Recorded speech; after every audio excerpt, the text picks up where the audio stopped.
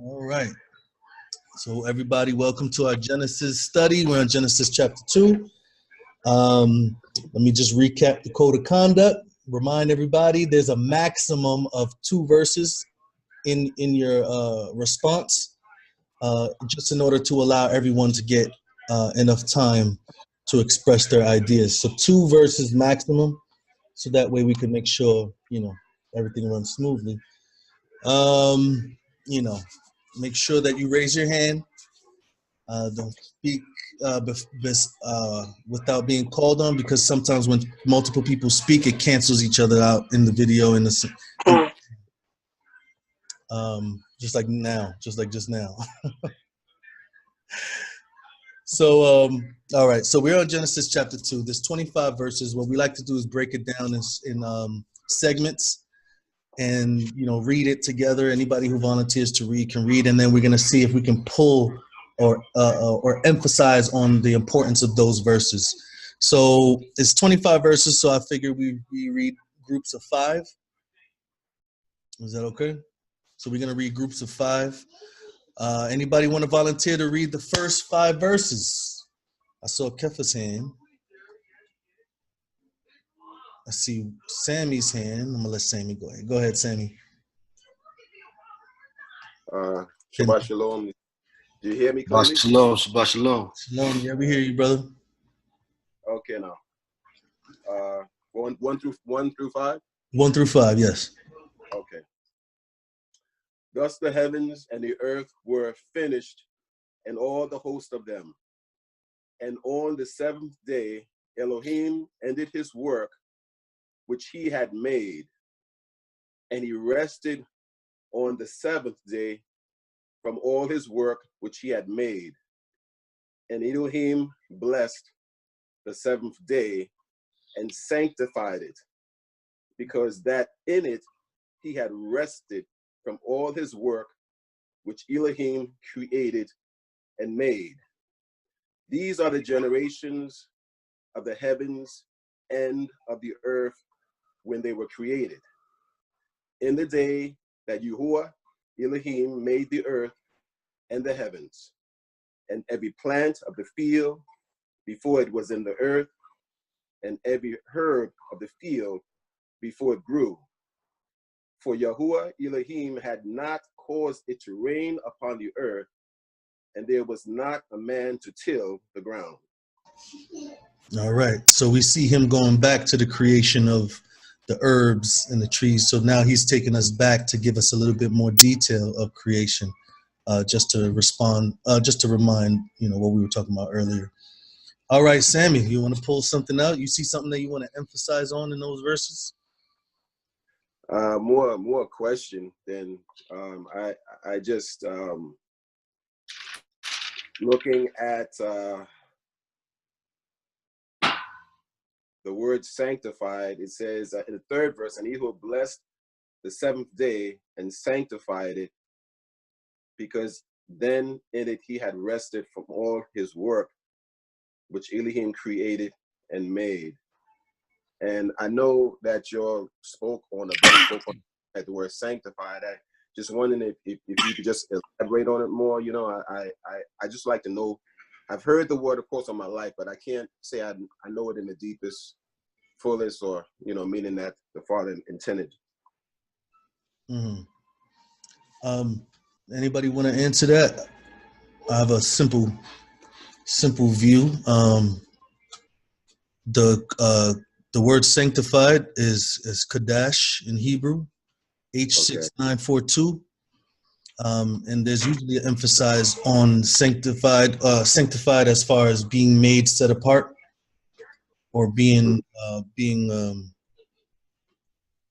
standing out, or being made set apart from everything else. So there's 6 days in which creation occurred. He finished his work and then set this day apart. So remember, the 7th day is not a part of the creation. When you look at it, it says, and verse 1, and the heavens and the earth were finished, and all the hosts of them. And on the 7th day, Elohim ended his work. So he didn't work on the 7th day.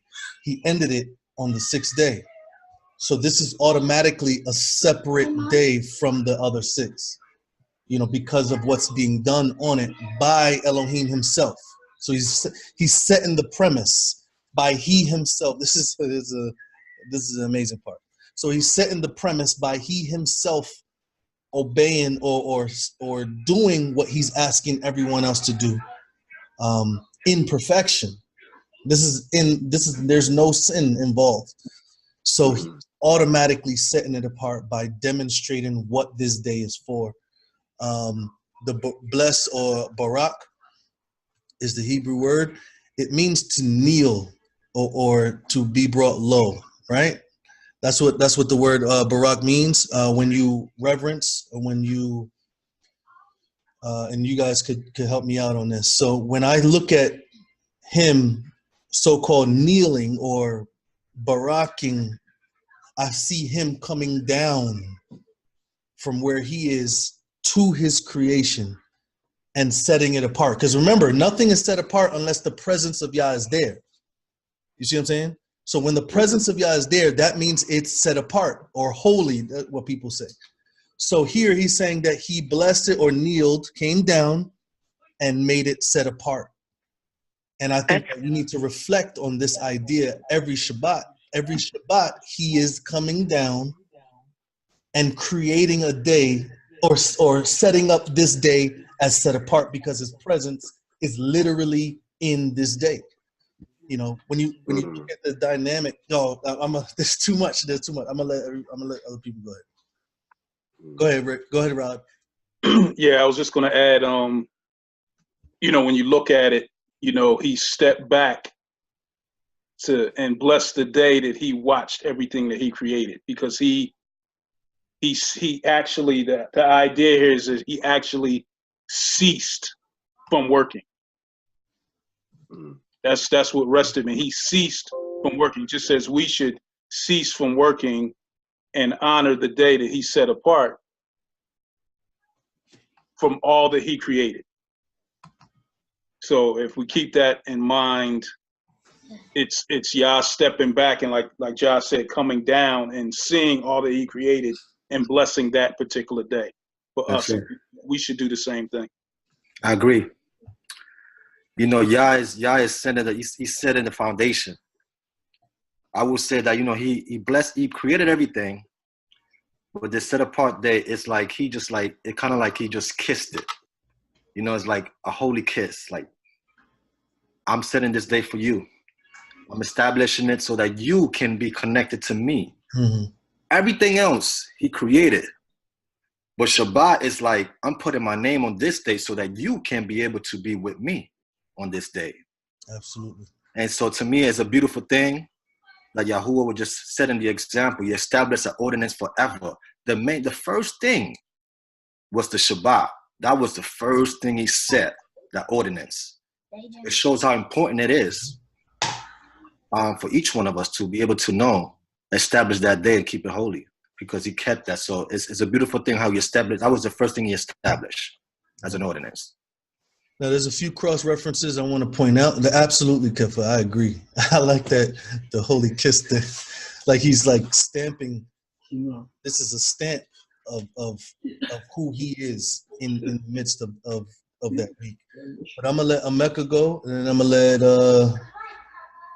Rick, you want to go? You gotta learn how to put that hand up. I didn't get my chance. I didn't see you. Can't get by me. Come on. When you think about the concept, Yahuah has worked for 6 days. He could have stopped right then and there, but Scripture says that this day was actually made for man.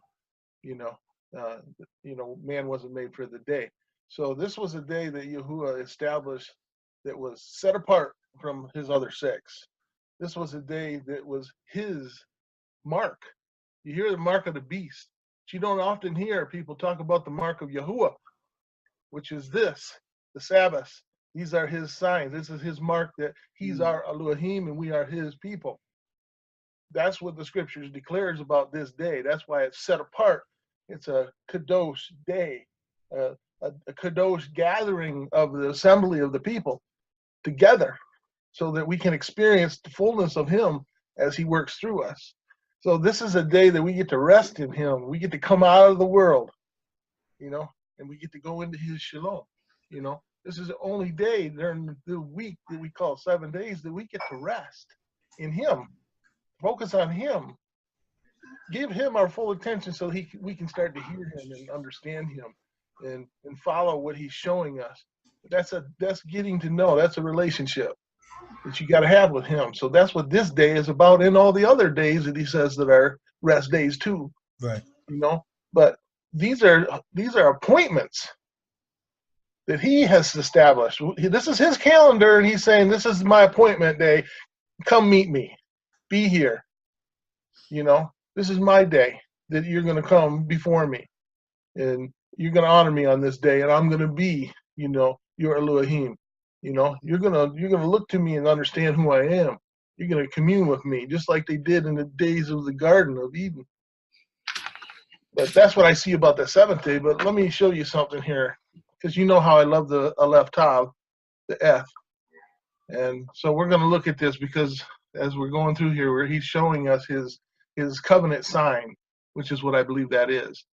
So it's here in Genesis 2 and 3. Where he says Elohim Baruch, and then Eth, the 7th day. So he Baruched it as a covenant, the 7th day. And he sanctified it because he rested from his work. So he wanted to allow us to have our rest too in this walk we have with him. And then there's one more in the 5th, Genesis 2:5. And this is where he's establishing, you see his fingerprints and his covenants, where he says, every plant of the field before it was in the earth. So the plants were with him before they were in the earth. And every herb of the field before it grew, for Yahuah Elohim had not caused it to rain. So all of these things were there, but until he rained upon the earth, there could not be, you know, any vegetation, because also there was not a man to till the Aleph Tav, the ground. So the ground is a covenant with man. You know, there's something to be said, because it has like electric grounding and all of those type of capabilities all within itself. It's like a power source. And you know, we came from the earth, right? So there's a connection that we are missing because of our lifestyle, our rubber shoes and our homes. They take us away from the grounding of the earth, which is required for us to release our, you know, what that called, anywhere it builds up in your body, and it causes disease and stuff. So when you ground yourself, it allows you to release that. And so that's one of the things where he's talking about all here is his covenant, where you see him in certain days and when he created the earth. You know, we see two Aleph Tavs there. These are covenants that he made with man. So we'll see that as we walk through this. But that's all I want to say.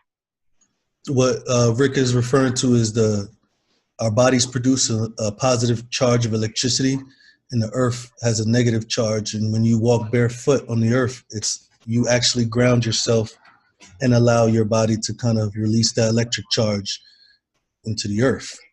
It's pretty interesting when you look at the science on that. Oliver, you want to say something? I'm gonna let you say something after Mecca. You want to say something? I saw you moving your hand. You was feeling the positive charge? He's still in the positive charge. All right. Mecca, go ahead.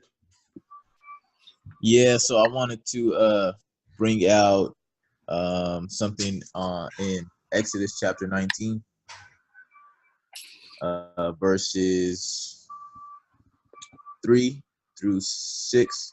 It says, and Moshe went up unto Elohim, and Yahuah called unto him out of the mountain, saying, thus shall you say unto the house of Jacob, and tell the children of Yasharah, you have seen what I did unto the Mitzrayim, and how I bore you on eagle's wings and brought you unto myself.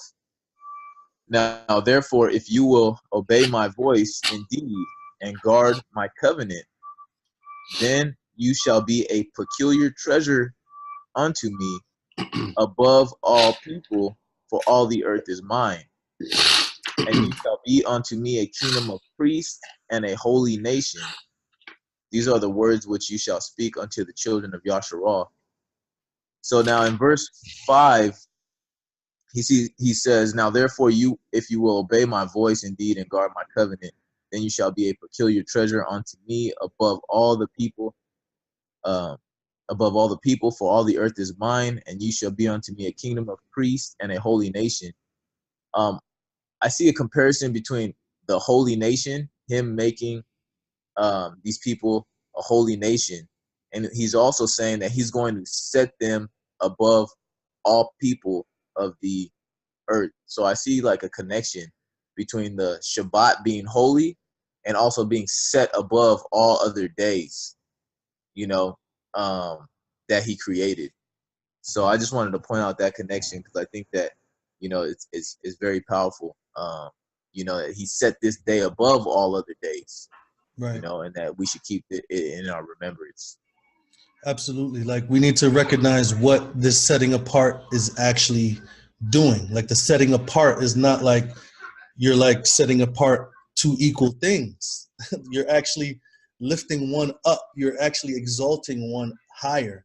You know, so if you have a set apart people keeping his commands, it's not like they're better than a person, but they have an advantage. They're at a higher advantage than another person who do not have the Ruach. You know, it's kind of like Messiah. You know, we're looking at advantage. Do we have an advantage over other people? Absolutely, we do. When we walk in his ways, we refrain from receiving diseases, sicknesses. We become healed by Yah. We are moving away from the disasters that occur in a world that without him. So there is a higher advantage, and the scriptures talk about a higher calling and things like that. So I definitely see that idea. All right, so there's two things I want to. Okay, olive oil. Go ahead. Yeah. Sorry. No. I was just led somewhere before as you guys were talking in Yochanan 5, John 5, and I thought, wow, this is amazing because as I've just read it, I kind of see. I'll just share with you guys, and you can speak back with me. In John 5, it says, it speaks of the Sabbath and sickness, and it speaks of something about the water, but I'll just read it. It says, after this, there was a festival of the Yahudim. Sorry, Yochanan 5, this is, the Yahudim and Yahuah went up to Jerusalem, and in Jerusalem, at the sheep gate, there is a pool, which is called in Hebrew, Beit Sefer. Sorry, I don't know what that is in English because I've only got the Hallelujah scriptures. House of something. Does anyone have a translation? So that in case anyone else doesn't understand, for that John 5 verse, the second verse, Beit Sefer. I'll just go on. It says, in these were lying a great multitude of those who were sick, blind, crippled, paralyzed, waiting for the stirring of the waters, which is interesting to do with frequencies as well, because that stirs up water. Water moves by a frequency, and it's in this it says, for a messenger was going down at a certain time. It says in this, into the pool and was stirring the water. Whoever stepped in first, then after the stirring of the water, became well of whatever disease he had. A certain man was there who had a sickness 38 years. When Yahuah saw him lying there, and knowing that he already had been a long time, he said to him, do you want to become well? This is amazing, like the way he just does this.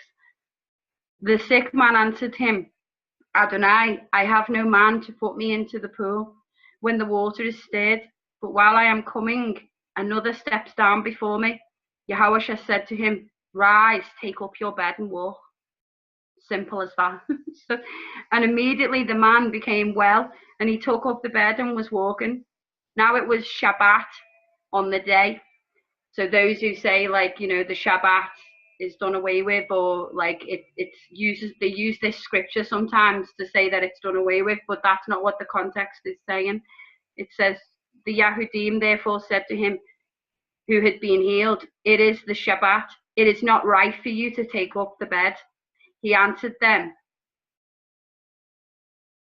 he who made me well said to me, take up your bed and walk. Therefore they asked him, who is the man who said to you, take up your bed and walk?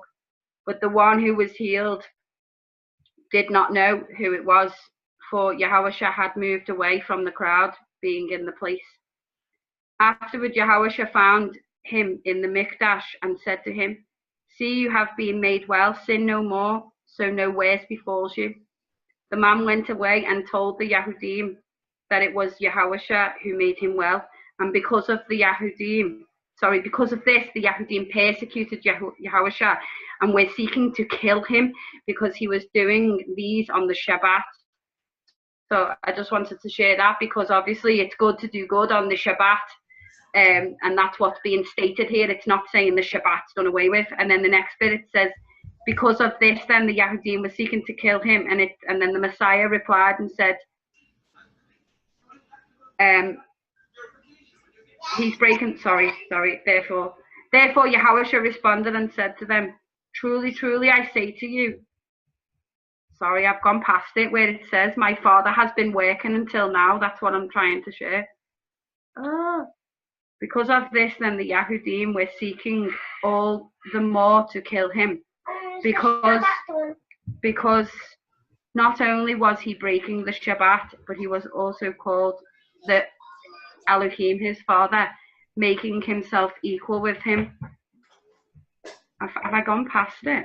Oh, which part? You're referring to him being the master of the Shabbat? Yeah, no, where he says, I don't know how I've skipped it. Give me a moment. Where he says the Father has been working until now. I thought it was in this chapter. I've just read it before. So basically, when Rick said as well, obviously the Shabbat's for man, again, because clearly the Messiah makes that clear here, because he says that the Father's been working until then. So that always, like, I don't know what you guys think about that. That, like, kind of interests me, because he's always said absolutely. The Father. Yeah, the spiritual work, of no, it's all right. No, the spiritual work. This is also, that's a good point that you're bringing up. There's a work that doesn't stop because it's the Shabbat. The Shabbat, okay. but there's also a set apart work that doesn't stop on a set apart day.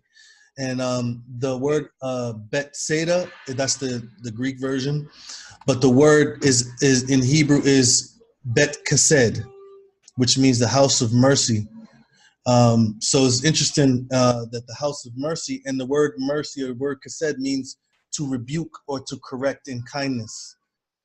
So it has those two aspects of kindness and rebuke involved. So what he does is he heals this man and then tells him to go sin no more.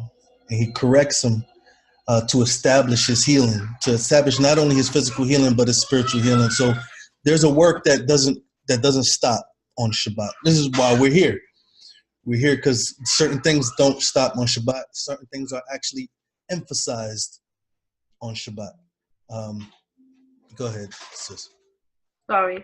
Yeah, I just wanted to say, I think it was interesting when it said the messenger as well in verse 4. Messenger was coming down and stirring up the pool. I mean, was that something that guy was making up, or was that something? I mean, we gotta remember that carrying your bed is not against Torah.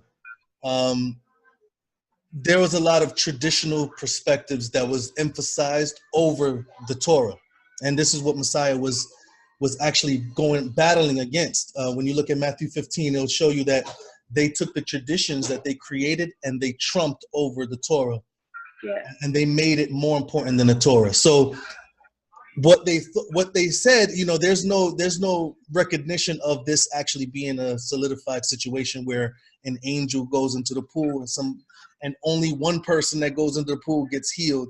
You see what I'm saying? Like, to me that sounds a bit. That sounds a bit dodgy, yeah. But I Yeah. was just thinking, I wonder if it's anything to do with, because it refers to water and it's stirring it up. And when I've been studying like frequencies, and obviously there's a thing with water as well. Our cells are made up of 90% water in our brain. Right. And 10% brain. We only have 10% brain that works, and 90% is full of water. So the vibration levels of our water, by music and like being in the world, the vibrations of it actually makes us sick and diseased, because I have a disease. So like the Father's been revealing to me of like how it's come about, and obviously living in a world full of sin and with a family and not knowing what sin was, and not knowing what good and evil was, not knowing the truth. Right. I got a disease when I was 17. So I was like, well, it's like he's been showing me to do with going back to the restoration of the people on a cellular level. Right. So I just thought that sounded like some kind of frequency thing. I don't know. The messenger stirring up the pool, but only one can get in. It's a bit selfish, like. Right. We're gonna move forward, but I want to talk about what you said in a second. It said, you know, when Messiah went into a city, he healed all the sick. They brought all the sick and all the disease to him, and he healed all of them. So from Yah to stir up the waters to heal one person that gets in there, that doesn't sound like the ministry of Messiah, you know, or Yahuwah's way of ministering. So we're gonna a few would have to probably.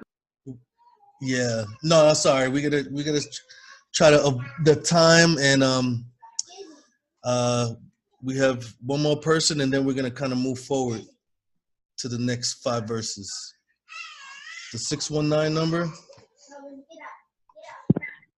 Shalom. Hello. Can you hear me? Hello. Yeah, we can hear you. Hi, this is Brother Nathaniel. Oh. Hi, Shabbat Shalom. One thing that you had mentioned, sister, was that they used John 5 as a way to say that the Sabbath was done away with. Most arguments are that it was done away with at his death, not during his life. Even the most hardline Christian that I've seen really said that the law was done away with at his death, not during his ministry. So that's kind of one thing, you know. So I don't know why people would say that the Sabbath is they would use that as an argument to support it. You know, there's plenty about the scriptures supporting Sabbath. You know, Matthew 24:20. You know, pray that it doesn't happen in the winter or on the Sabbath. You know, similar also in Isaiah 66:23. Talking about a new heavens and a new earth, all flesh. Well, 22 and 23, all flesh will come and worship me, you know, from Sabbath to Sabbath and new moon to new moon.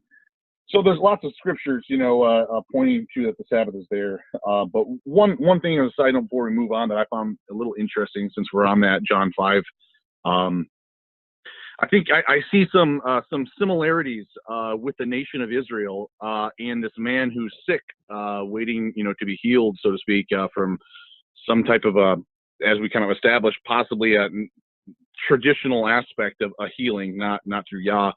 You know, the nation of Israel, it took 2 years before they got to the promised land, and then when they got to the promised land, they sent in the 12 spies, and we know then they were given a day for a year, but they already had 2 years served, so they had 38 years left to serve of that 40-year sentence. You know, so when they were wandering in the wilderness for 40 years, 38 years was from the sentence to the decree, because they already had 2 years time of service.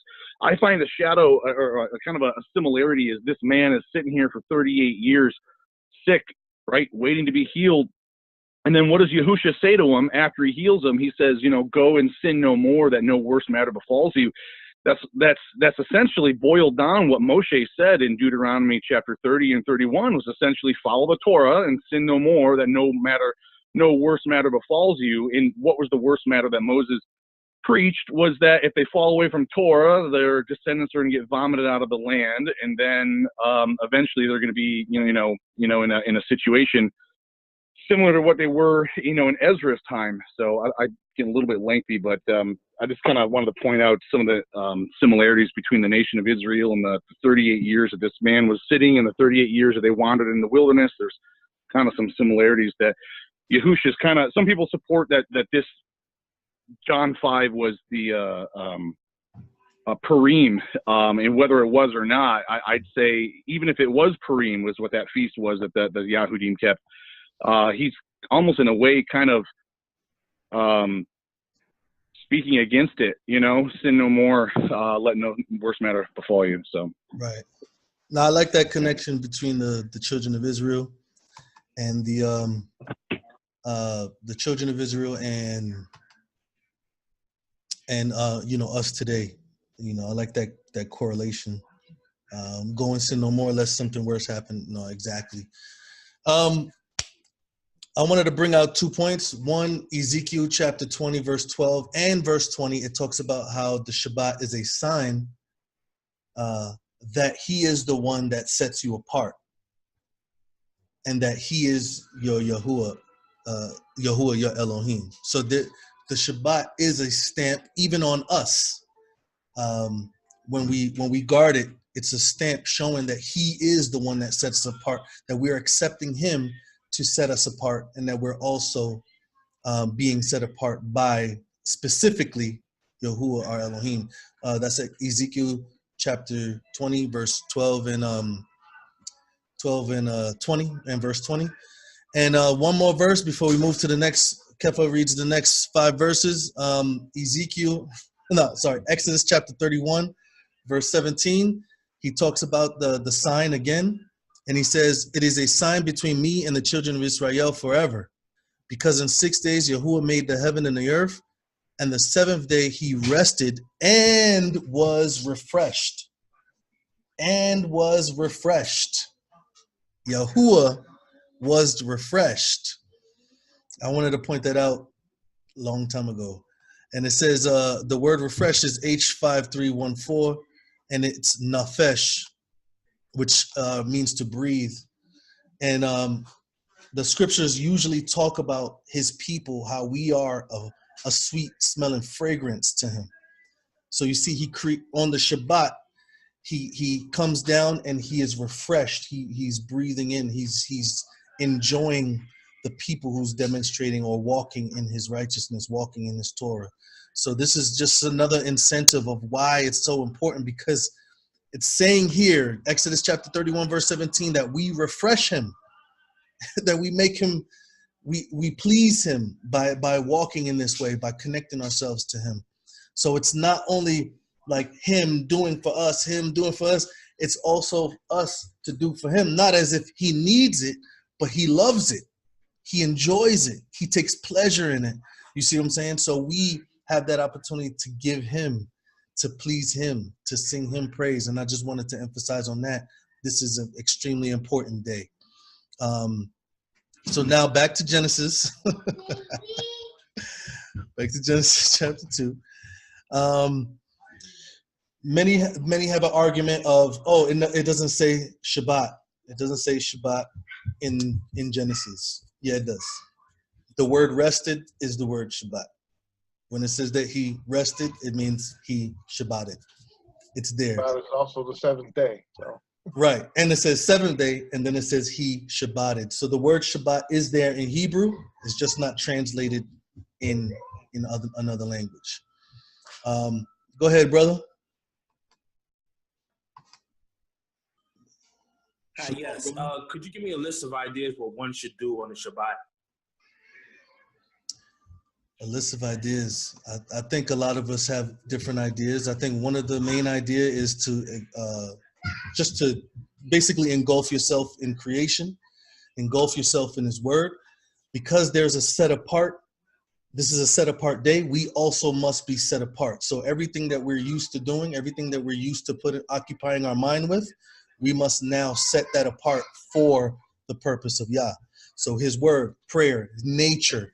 Of course, he mentioned about doing good on the Shabbat, for others who are in need, things like that, to occupy the mind away from the daily toil and the daily work and the daily task. It even goes as far as in Isaiah chapter 58, the last 3 verses of Isaiah 58, it talks about how in the Shabbat that we ought to not seek our own pleasure, to speak our own words, and to pursue our own way on the Shabbat. That's Isaiah chapter 58, and it gives us, and it's not only applied to the Shabbat, but it's also applied to his other appointed times as well. So there's a lot to do. It's not what we're used to doing. So we have to kind of have to retrain our mind into indulging in that which Yahuah set apart for us to participate in. Is that? Let me unmute you. Go ahead, brother. Go ahead. Go ahead, brother. No, that's all I wanted to know. Thank you. No problem, brother. No problem. That's a good question. That's an important question. We got to kind of dive in deeper on that soon. But go ahead, brother Kefa. The next verse 6 to 10. But there went up a mist from the earth. But there went a mist from the earth and watered the whole face of the ground. And Yah Elohim formed man of the dust of the ground and breathed in his nostril the breath of life.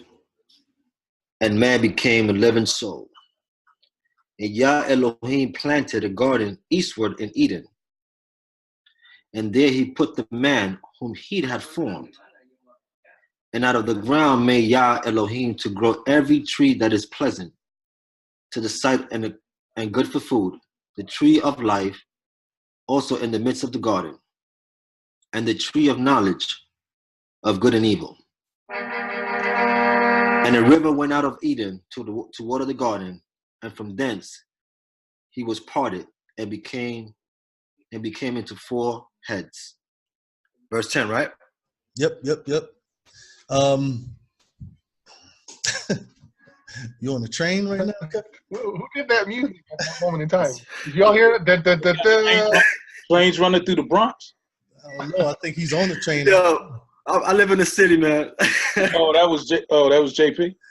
No, that was Kefa. My background. Oh. All right. That was so far. So what do you get from those 5 verses? Is there something you want to emphasize on? Yo, I saw 2 things, man. Verse 6. But there went up a mist from the earth and water the whole face of the ground. So to me, when I read that way back, it really helped me to understand that, the midst of the ground, basically the earth, everything was taken by the midst of the earth, was watered by the earth. That there was no rain coming at that time. Right. That rain was not coming from the heavens. That everything was coming from underneath the earth. So that's one thing I saw.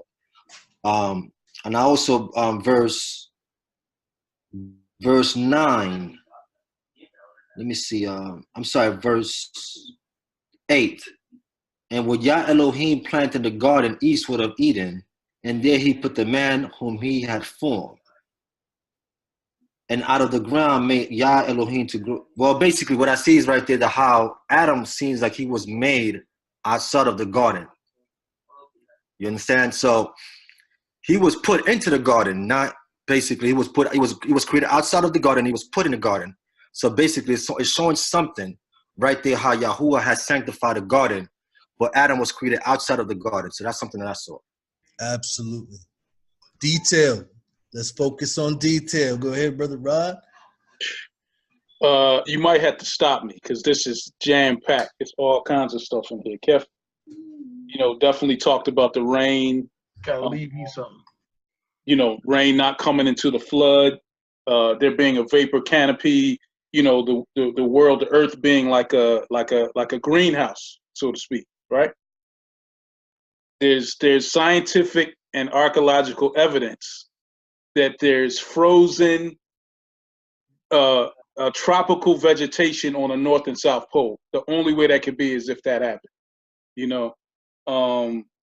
Verse 7, where he breathes into Adam, the idea is puffed. He puffed into his breath, that his body, his lifeless body, became animated. At that moment, Job 33:4 says, "The spirit of El hath made me, and the breath of the Almighty hath given me life." But I'm gonna stop there because I want to be obedient to the 2. Yeah. But there's a lot more in here. I'll wait to the end. All right. All right. There's a lot more. All right. I'm gonna let Rick go, and then I'm gonna let Olive Oil go, and then JP. All right. Well, I'm just going to go back and revisit the scriptures again because, again, the Aleph Tavs are here and present. So let me just read where they're at so we can see. But there went up in the mist from the earth and watered the Aleph Tav, the whole face of the ground. So there's that covenant that he made with the water in the ground. And Yahuah Elohim formed Aleph Tav, the man, of the dust of the ground. And then, of course, breathed into his nostrils and such. And then in Genesis 8, Yahuah Elohim planted a garden eastward in Eden, and there he put the Aleph Tav, the man whom he had formed. And then the last one's in the 10, Genesis 2:10. And a river went out of Eden to water the Aleph Tav, the garden. It seems as though these Aleph Tavs are always having to do with the earth, is where I'm seeing them planted. And every time he talks about the earth, it's a covenant. You know, that he's making with the earth, it seems, is in that sense. And it's always about something being given by the Father and Son to, to occur. So, I mean, that's what the covenant is. The covenant is not us giving to him, it's him giving to us, him putting inside of us. Right. Absolutely. Perfect. Absolutely. Go ahead, Amy. Go ahead. Okay. Am I allowed to add anything like spiritual forms of it, the way of I, or am I going off track if I come out of the physical? Well, I mean, we do have a two-verse maximum. So, if you could condense it so other people could go, that'd be fine. Okay, it's like I'm in uni. So how many words is that? I'm just joking. So, no, I'm just joking. So basically, the words that have come, it's more of a question. So you've got the early and the latter rain, which is a pouring of the water. Then you've got the Ruach Kodash, which is when the breath of Yah blows into his people and gives them life. That's the same replica. It's like a mirror image of all things have been made new from when the Ruach Kodash come after the Messiah went back to the Father and sent the Counselor to be with us forever. So how is this in relation? Is this in relation to the early and the latter rain being poured upon his people? Because we are the garden, so to speak. And now that we produce fruit, trees, and within us, like if we're from the ground, but obviously the kingdom is within. So it's within us as people. So we're the ones where when the water comes upon us, so to speak, this is like a question and a bit of how I'm seeing it. When the water of the Ruach Kodash comes upon us, then we produce fruit. But obviously before that, this happens within us, like what's being said now. Because obviously it was darkness and it was void, and we were darkness and void before the Ruach Kodash comes. Yes. What you're saying, the reason why I can agree with what you're saying is because those examples were used in scripture for us. John chapter 4 talks about the living water with the woman at the well. John chapter 7 talks about the water that's going to be inside of us, the living water that will flow from inside of us. Isaiah 58 talks about how we are a plant. We are a plant planted by living water, by springing of water. So and it's because of that water that the tree bears fruit. So it's very important that you are able to replicate our experience with the creation experience, because we are told that we are new creatures when we receive the Messiah in our hearts. So, and we receive the Ruach. So absolutely.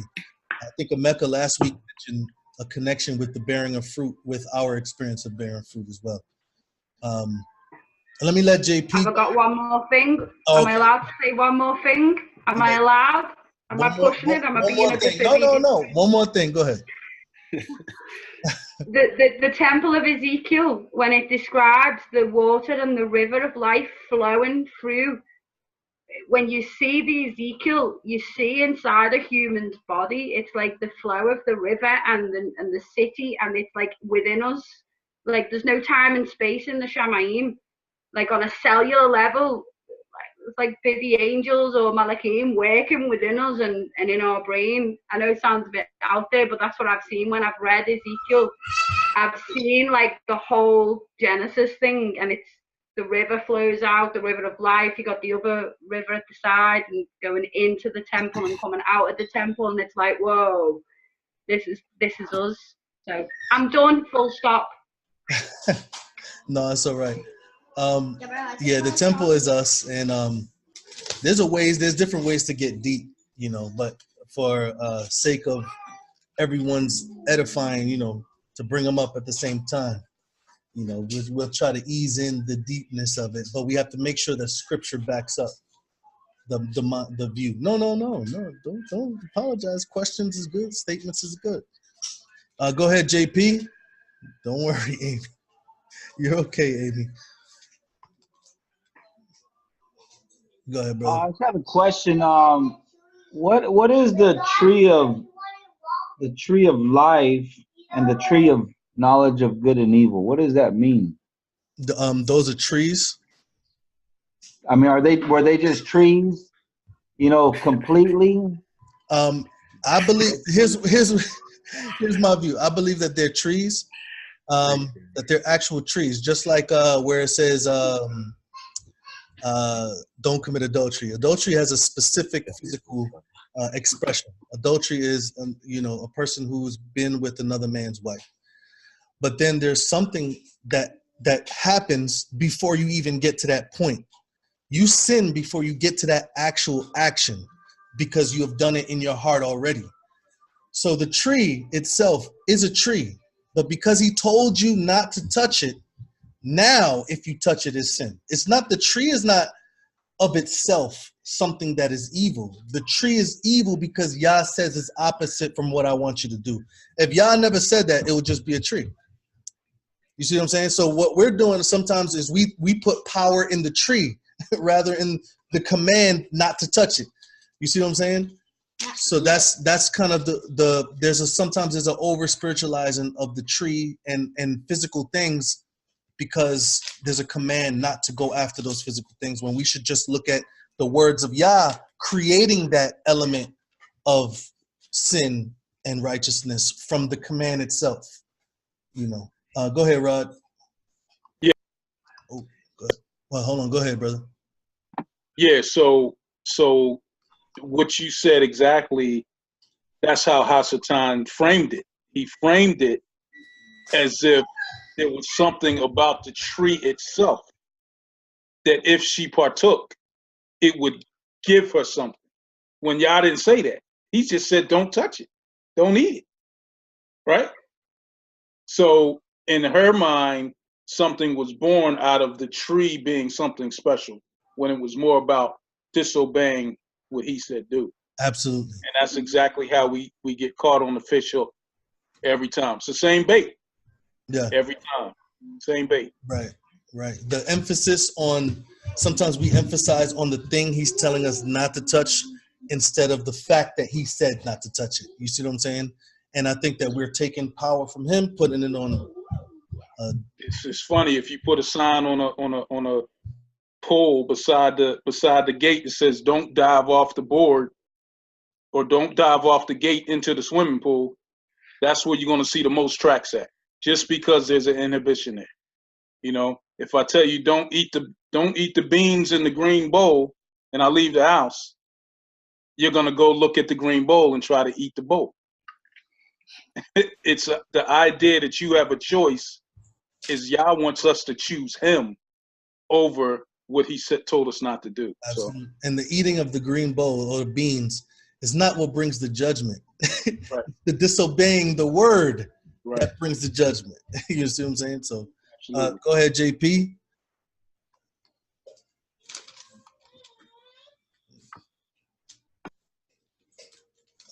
Oh, and the second part of my question was pertaining to the actual tree itself, the name. Because we got one that's named Tree of Life. So it's the Tree of Life. And the other one is named Tree of Knowledge of Good and Evil.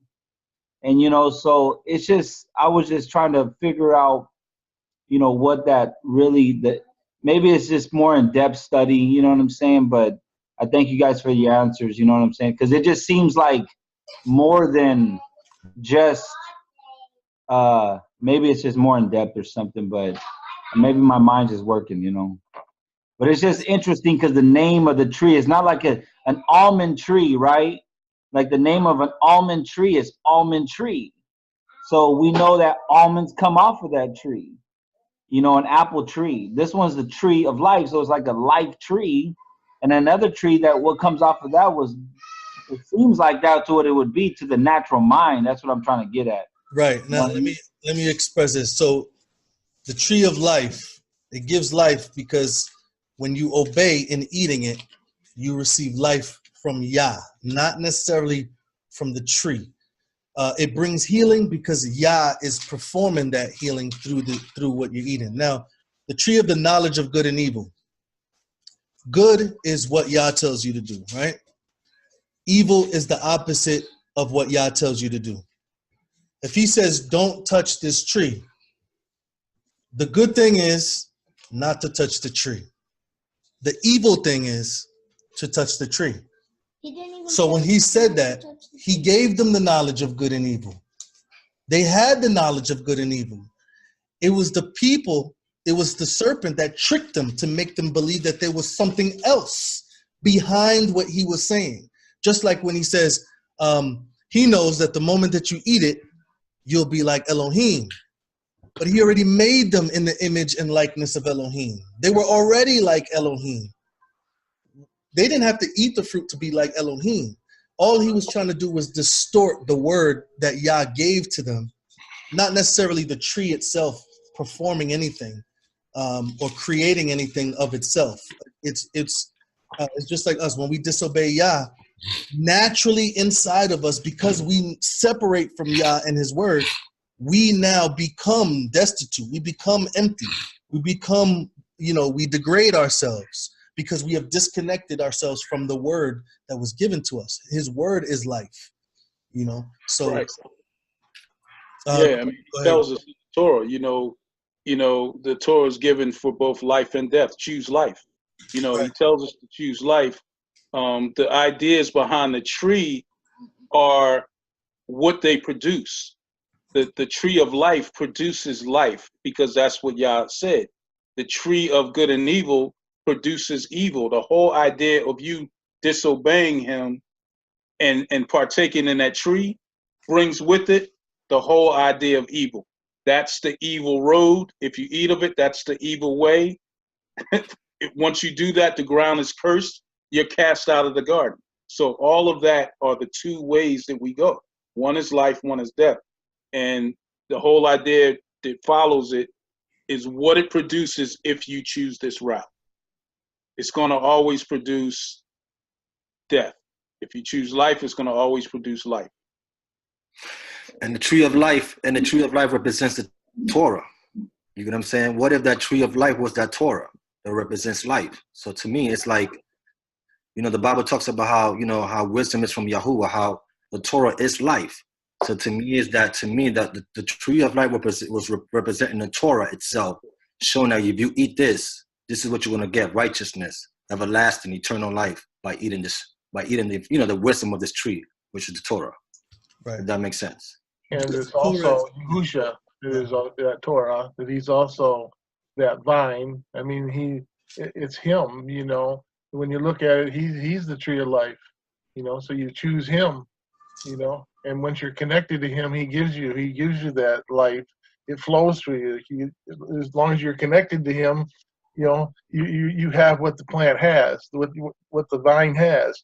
So he's given it to us as long as we're connected. Now that river of living life, of living water, flows through us from him, and so he is that tree. It's like he planted. There's other examples where you're like that tree planted by the water, and basically it's flourishing and nourished and everything. 17, Yeah. So I see him in that sense, but I also see the good and evil side of things is basically he's telling you, that's what they are.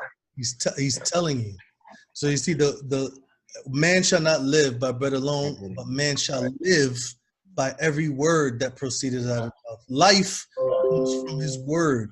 So him saying, this is the tree of life, it caused that to occur when he goes after. And like what Rod said, the knowledge of good and evil, when they went against it, they didn't get no knowledge of no good. They already had the knowledge of good. All they got was evil. All they got was evil, because the knowledge of good and evil was already given to them. This is what I want. This is against you. And the moment that you do this, you shall die. So it's already given to them. You see what I'm saying? So the instruction is the Torah. So he gave them the Torah by saying what to do and what not to do. And when they went against that, they went against him. You know what I mean? And the tree was just a catalyst for that test. I'm gonna pass this on to one of the elders for a little while. As you can hear, I gotta get ready because I gotta head out. So who wants to? Are you still? So we'll just carry on. Yeah. I'm gotta run around real quick with the kids. Go do your thing. Get them ready. So, are you able to stop the recording? Is somebody able to stop the recording? I should have probably never started it. Maybe can you pause it? If you can pause it, stop it. Yeah, pause it. Got it. Who's taking control here, guys?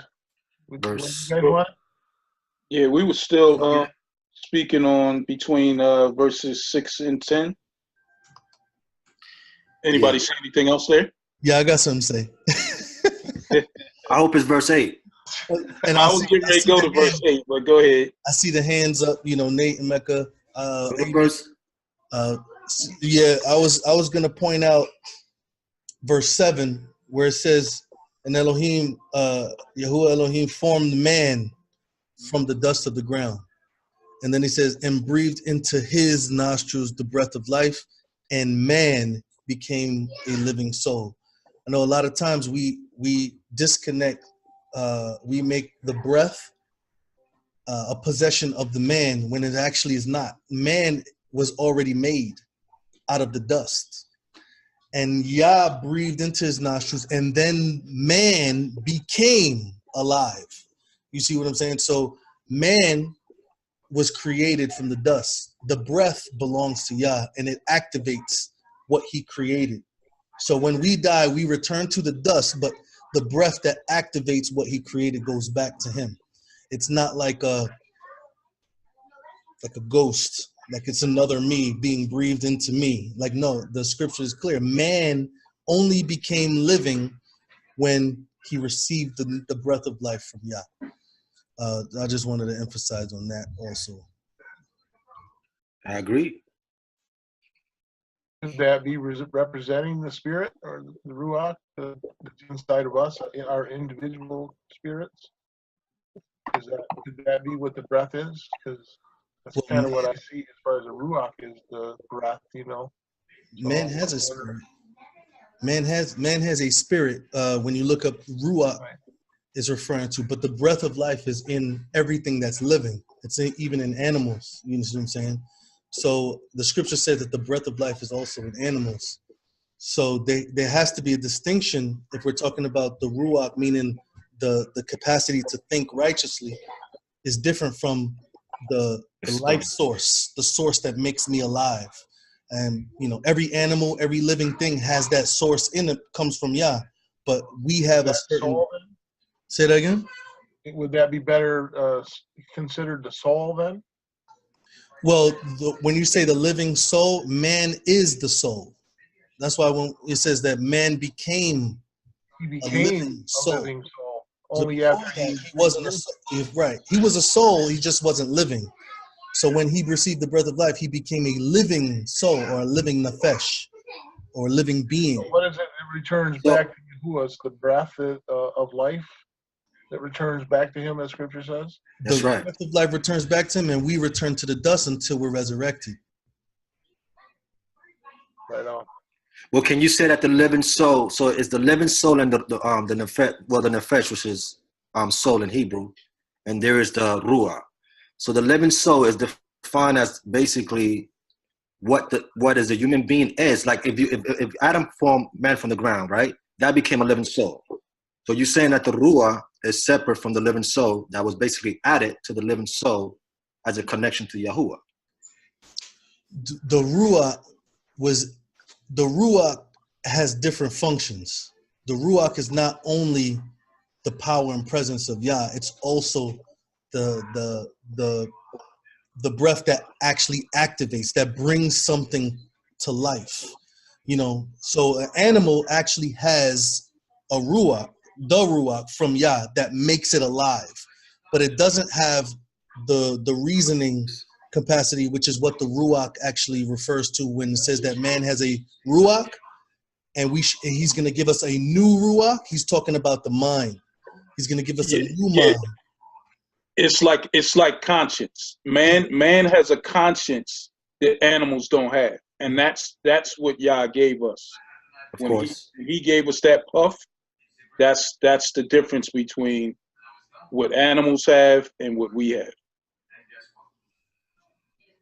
So when we say we have a spirit, we're talking about that mind. Because when we die, our bodies will degrade.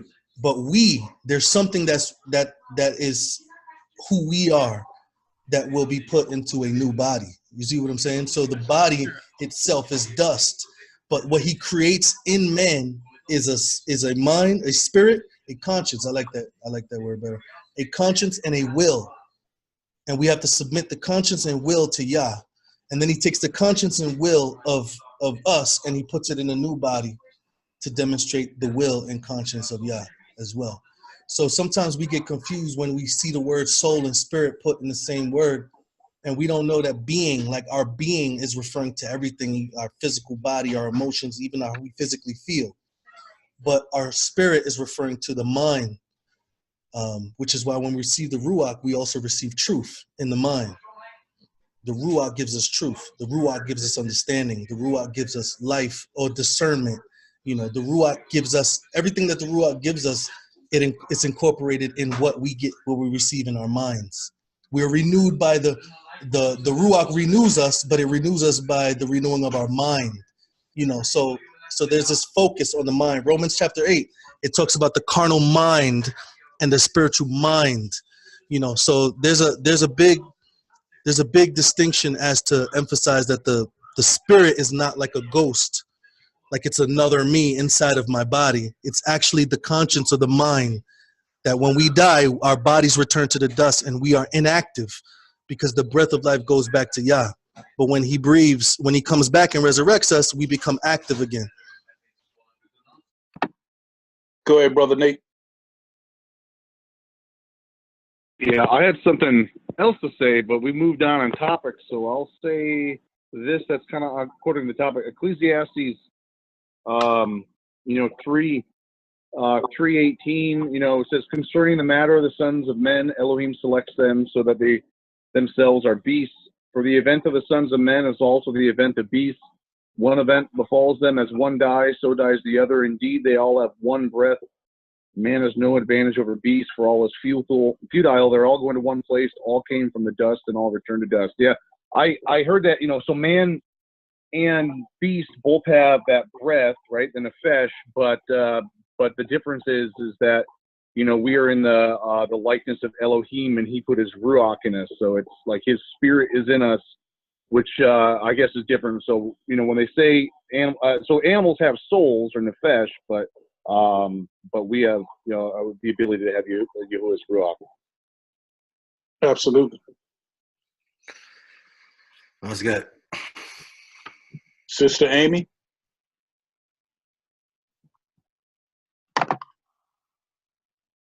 Oh, hi. Sorry, I was just looking for the. I think we've gone off topic now. Sorry, I'm on a different page now because I was waiting. I was just going to read in chapter 20, in 22 Revelation. It speaks of 2 trees there as well. So I was just wondering whether they were related or not, or connected. In Revelation 22, it says, and he showed me a river of water of life, high, clear as crystal, coming from the throne of Yahuah and of the Lamb.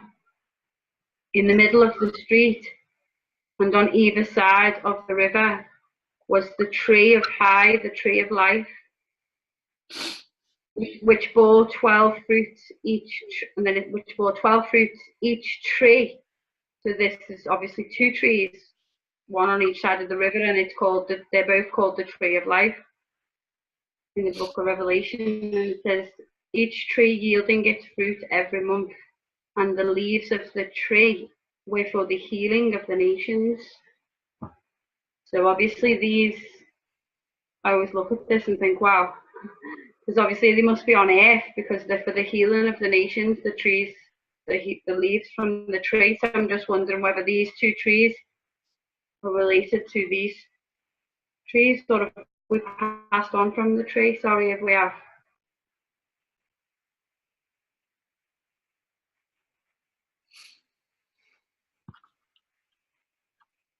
I'm not sure.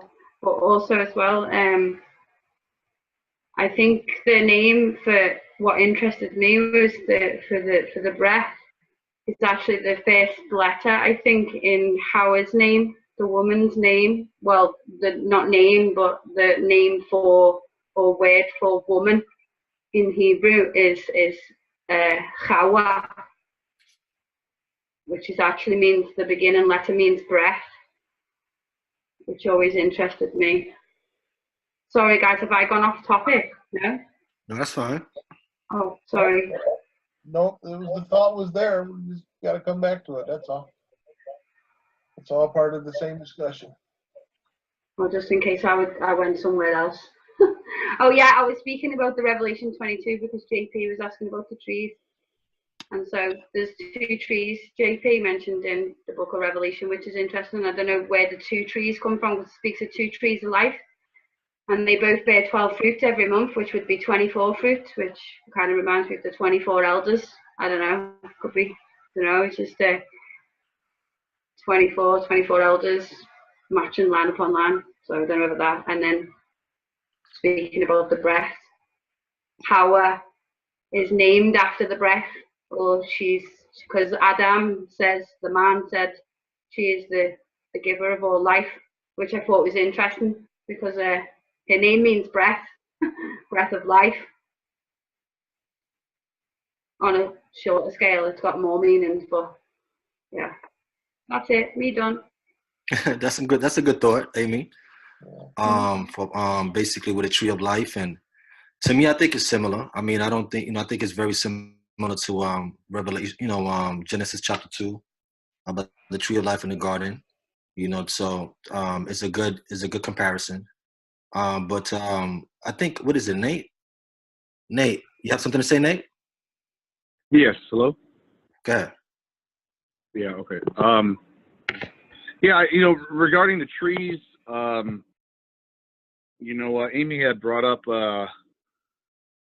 Ezekiel's temple, and there's a scripture in Ezekiel's temple that matches the trees also. Ezekiel 47:12. And many will argue that Ezekiel's temple is, some will say it's the millennial temple. Regardless, it says, and by the bank of the stream on both sides grow all kinds of trees used for food, whose leaves do not wither and fruit do not fail, but they bear fruit every new moon, because their water flows from the set apart place, and their fruit shall be for food and their leaves for healing, which is pretty much word for word. It says the water flows out of a throne, right, in Revelation 21:1 and 2, and then it says that the trees are used for healing of the nations, and that's what this says here. But I see the 2 trees, the tree of life and the tree of knowledge of good and evil. I see some comparisons to Torah with the tree of knowledge of good and evil, because the Torah brings blessings and curses. Romans and Hebrews, talks about this. Torah brings blessings and curses. So good and evil, in the knowledge of how to. That's essentially what the whole scriptures, in my eyes, if you were to boil it down, is the whole scriptures from start to finish is just simple cause and effect. That's all the law is. It teaches you cause and effect. if you eat unclean food, your effect is eventually you're going to have high risks of becoming unclean. If you hang out with unclean people and you don't have a spiritual protection by Yah or a mission, but if you're hanging out with unclean people for the purpose of just associating and being friends, eventually you're going to become like them. You know what I mean? And the, you know, blessings and curses. So we see people that are good, they make good decisions, and we see the effects of their life. We see people that are bad, they make bad decisions. We see the effects of their life, or people that are bad and they turn good, and people that are good and they turn bad. And that's what all the examples in the Torah are just cause and effects of people doing, you know, life or death, blessings or curses, you know, good or evil, you know. And but what happens when we eat of that tree, you know, well, we become under the law, right? The law is, if a man, you know, sins, then he must die. You know, the law of sin and death, essentially. And so when they ate of the tree, they became under the law, essentially, and there was no way out according to the law. There was no way for them to be saved, because the law says if you sin, then you must die, and that's it. Game over, you know. But the tree of life, it's kind of a representation to me, you know, in this viewpoint. I can see other people's, you know, I think scripturally we can take a lot of different, you know, perspectives, and a lot of them, you know, they don't contradict each other. They support and highlight and you know, bring depth to each other. So I see the tree of life as like a form of, you know, Yahuah, or, you know, through Yahusha. You know, it's salvation comes through him, and it's not through the tree of life, eating some fruit that's going to make you magically have some knowledge or something. You know, that's not where life comes from, is knowledge, because that's what puffs up. But the love that Yahuah gave us, the tree of life, and that's what builds up and brings us in. So I kind of see the two, even though I do see them as actual trees, and I do see them as a physical representation in an actual garden. You know, obviously there's you know, bigger things to project onto them. So that's all I have to say about that. That was really good, Nate. Yeah, good, Nate. I see both sides. I mean, I see that as a natural way and in a spiritual way. I see both perspectives with the tree of life, a physical thing and a spiritual thing. I think in Mecca, yeah, go ahead, Mecca. Her hand up, then a Mecca. Amy was in Amy? there too. Go ahead, Amy. Go ahead, Chantel. Chantel. Hi. Yeah, I'm still here. I couldn't unmute earlier. Shabbat Shalom to all. My name is Chantel. If you guys, I'm new at this, so most of you guys wouldn't know me unless you had met me this morning, of course.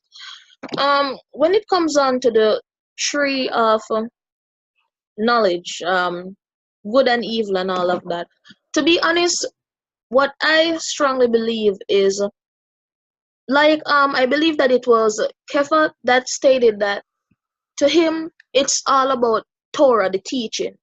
Remember, that's the only way that we're gonna ever truly be connected to the Most High. He even stated it. If you love him, you'll keep his words, right? And follow his commandments. Which means that it doesn't, if you're following his commandments, you're not gonna be breaking his rules and going above and beyond in the sense that you're starting to you're starting to remove words and start to add in your own and start to do things that's abominable. And if we take a look at it, I believe that this morning we really went in depth on, I believe it was taba, that's abomination, but that's the Hebrew version for the word abominable. And when we go in depth in it, there was a section, I believe it's Proverbs 15 verse 6 through to verse 7. That section spoke something that says the way of the wicked, or the sacrifices of the wicked, is an abomination unto Yahuah. And this morning, when I believe it was, I'm sorry, the host, I'm so sorry about that. When you were speaking about that, I really get to realize that within all of this, it's just as simple as, if you're not keeping his commandments and you're not building that spiritual and physical relationship with the Most High, you're not gonna have a full-on connection with him Because, for example, you have people that will preach his work. They'll preach it, they'll go out there and say, hey, Yahuwah said to do this and to do that, but yet still, their word and their actions said something completely different. And that's why at that part, by their actions, that's when it becomes abominable, because you can't be saying one thing and doing another. When it comes on to the good and evil section, like Kafa said, when he made Adam and Eve. Forgive me if I don't know the Hebrew names, original Hebrew names, but when he made Adam and Eve, they were made in perfection. They already knew the Torah. They knew all of the rules to follow and everything like that. So the mere fact that Eve went ahead and, as they would quote it, she bite the fruit from the tree and stuff like that. I don't actually think it's a physical tree.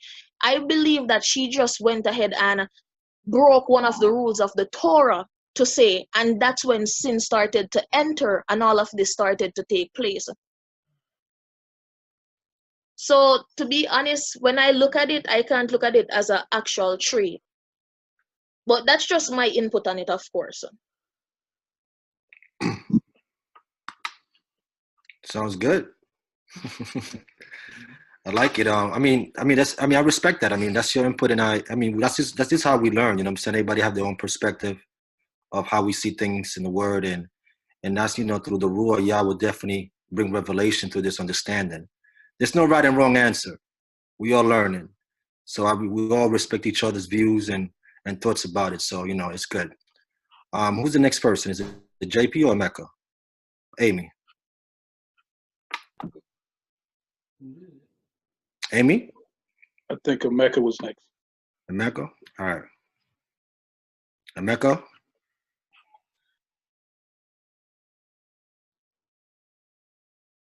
It's not there. Going once, twice, Emeka? All right, go Sister Amy. Oh, he's there. Go ahead. Go ahead, Mecca.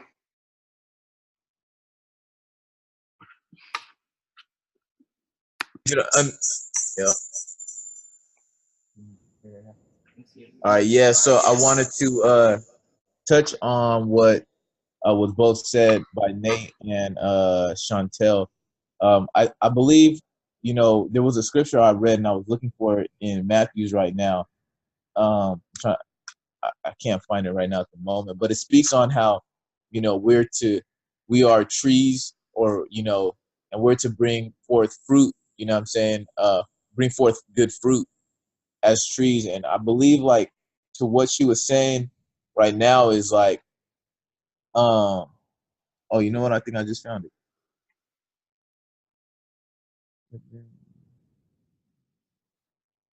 Oh no, that's not it. Oh, Matthew 12, you said? I think so. I think that was it. Yeah. Okay, so Matthew chapter 12, verse I'm gonna start at verse 31. It says, wherefore I say unto you, all manner of sin and blasphemy shall be forgiven unto men, but the blasphemy against the Ruach HaKodesh shall not be forgiven unto men. And whosoever speaks a word against the son of Adam, it shall be forgiven him. But whosoever speaks against the Ruach HaKodesh, it shall not be forgiven him. Neither in this world, neither in the world to come. Either make the tree good and his fruit good, or else make the tree corrupt and his fruit corrupt. For the tree is known by his fruit. O generation of vipers, how can you, being evil, speak good things? For out of the abundance of the heart, the mouth speaks. A good man out of the treasure of the heart brings forth good things, and an evil man out of the evil treasure brings forth evil things. But I say unto you that every idle word that men shall speak, they shall give account thereof in the day of judgment. For by your word you shall be justified, and by your words you shall be condemned. So, according to what they were saying, if you consider us being the tree, right, and it's almost like as if the words that we speak are our fruits, right, and this tree of good and evil, the fruits thereof are the words thereof. So if Hasatan was tempting, right, then he would have basically been speaking evil fruits. You know, he would have been speaking evil fruits, and they would have received his fruits, the fruit of his lips, and they would have taken those into consideration, being sin, and have now indulged or ate of the tree of evil. Kind of connecting with that Matthew 12, verse 30, 31 to 37. So it's like, definitely the fruit of your lips can also be kind of what you take in. And when you're around, kind of what, like to go with what Nate was saying, when you're around people who are speaking things that are evil, you know, they're speaking things that are negative or go against Yah, that's speaking evil. And if you embrace those things, you're essentially eating that fruit, that the fruit of their lips. You're eating that negativity, and you're taking that in, and it's now you can become a reflection of that negativity. And that, I believe, is exactly what Eve did. Possibly she took the information or the knowledge that Hasatan was giving her, you know, and she acted upon that, which was sinful knowledge. So yeah, that is what I wanted to bring out. Also, another question that was proposed by the roommate of Buke over here is he wanted to know if Yah breathed life into man, how come he doesn't mention breathing life into, or a living soul into, creatures, and if that has something to do with his connection with us more than them, him having a connection with us as his creation, or as his image over animals, or do animals kind of have living souls and are connected with Yah as well? That's the question he proposed. So I don't know if anybody can answer that.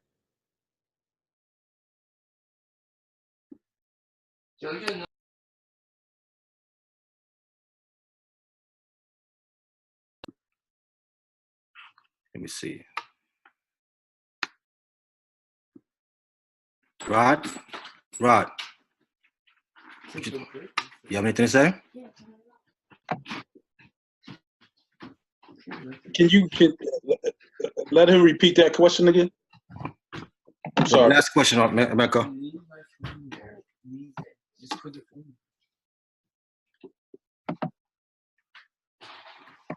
The last question.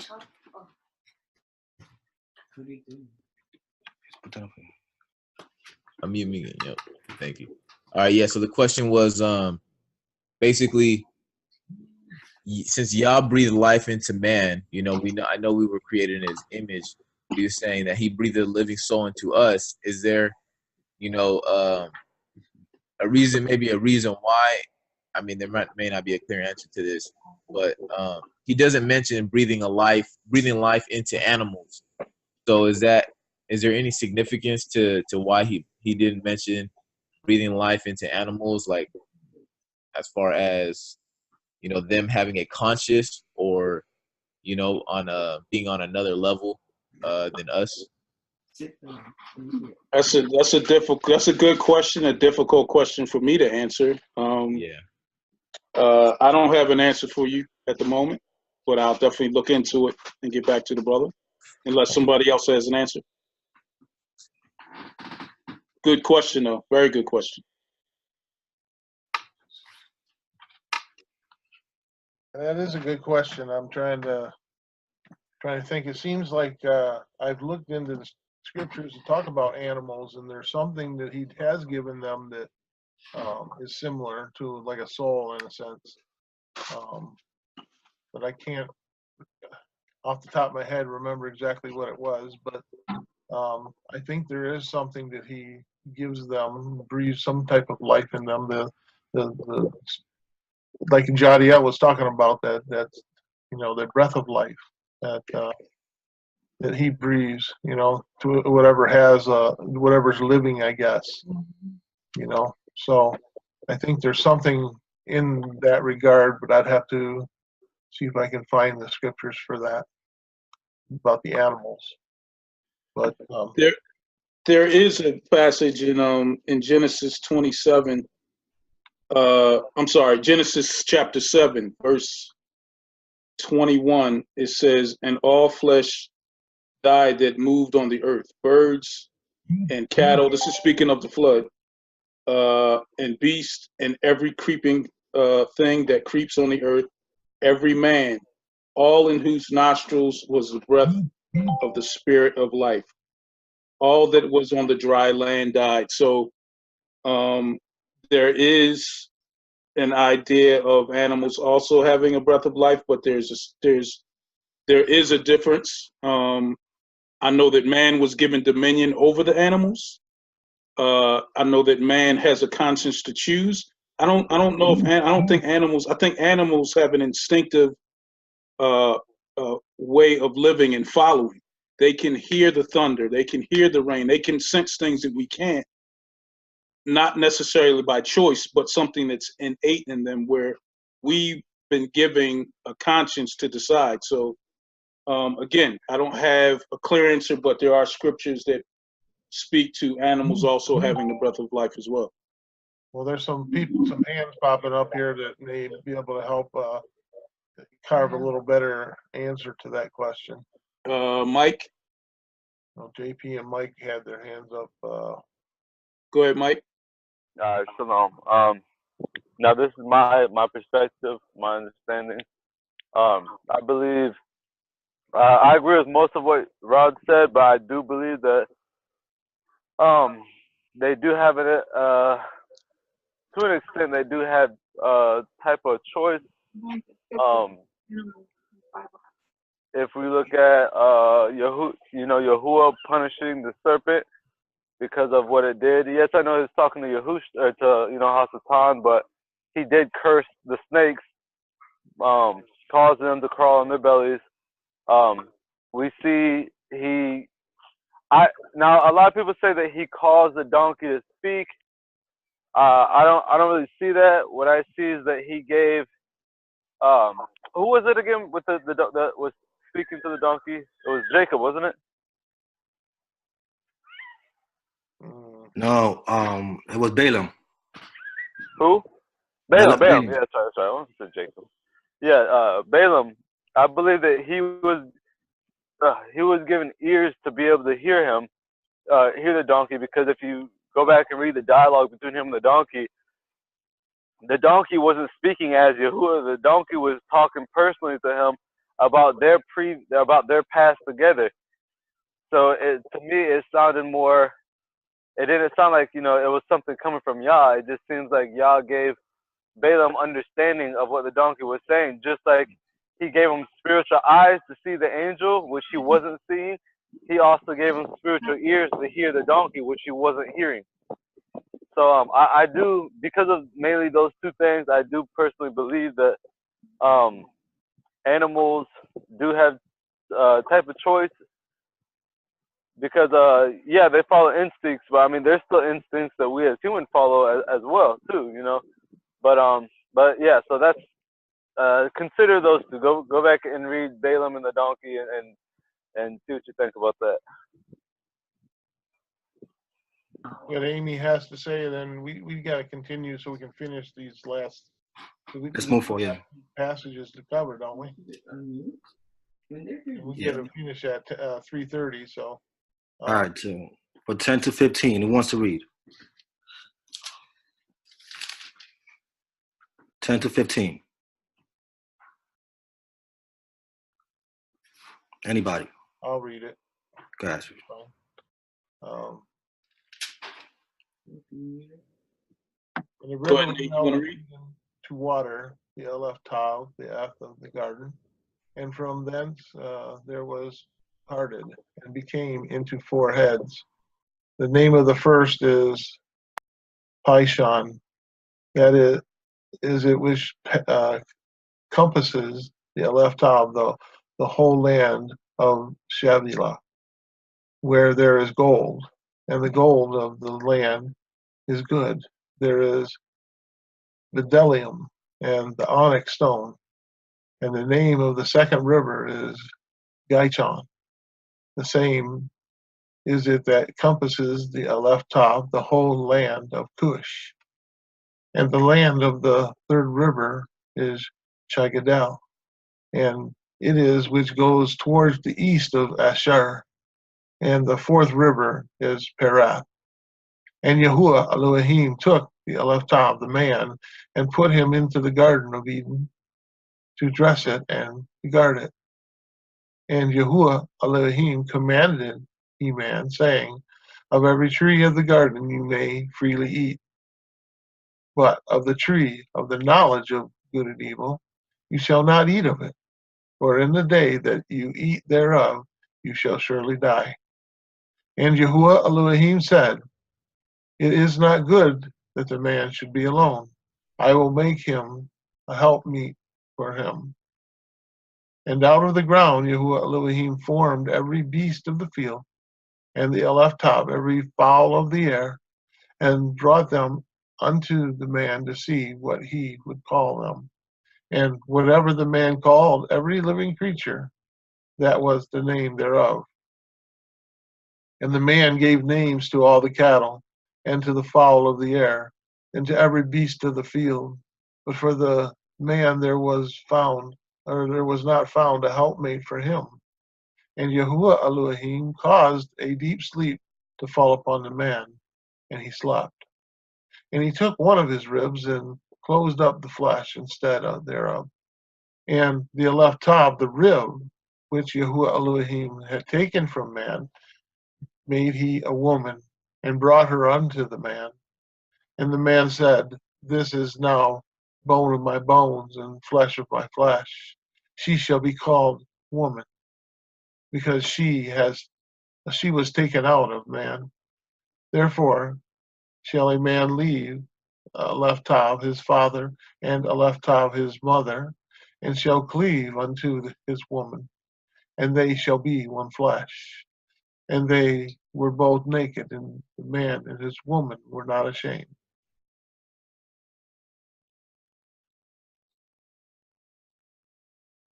Did I go too far? Yes, you did, but it's okay. It's all right. But I'm sorry, I was on a roll. I was going for it. Nah, it's all right. I should have stopped you, but you know, whatever you want to share, you can share, brother. All right, let me go back here. I'm only going to share from where I was supposed to share it from, which was 10 verses, right, until the 20. Well, really, what I see here is the many Elephtahs that were scattered throughout this verse, throughout these verses, and how, you know, the creation of man and how he formed the woman and the man out of the that's just amazing to me. That's always been something that's kind of baffled me. But I understand that there's an extra rib for the woman, I believe, than over a man. So there's actually some physical truth, I guess, that's in the creation of the woman. But I just see all of the Elephtahs, and that just shows me all the covenants that he made with man as he created us. And again, back to the earth too.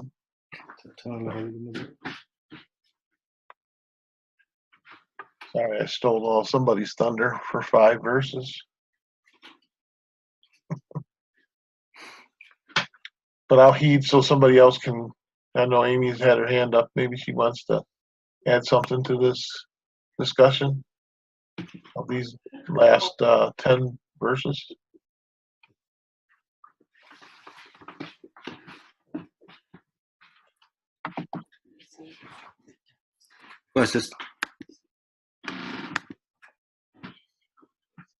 Before you started, and I forgot to put my hand down, so it was from before, not the last 10. So my hand was up before then. Sorry. It's all right. I've got notes from before, but that means we have to go back, so we'll leave that and go forward. Brother Nate has his hand raised as well. Go ahead, Brother Nate. No, I had my hand raised. I was going to read. That's what it was for. I can't put it down because I'm on the phone. Oh, I got you. The phone only has the function to put the hand up, not down. Go figure. Okay. Was that a Mecca? Yeah. So, verse. Actually, I'm wondering if I should wait. Actually, you know what? I'll wait for it to come back. This topic. Or are we gonna go? Are we still?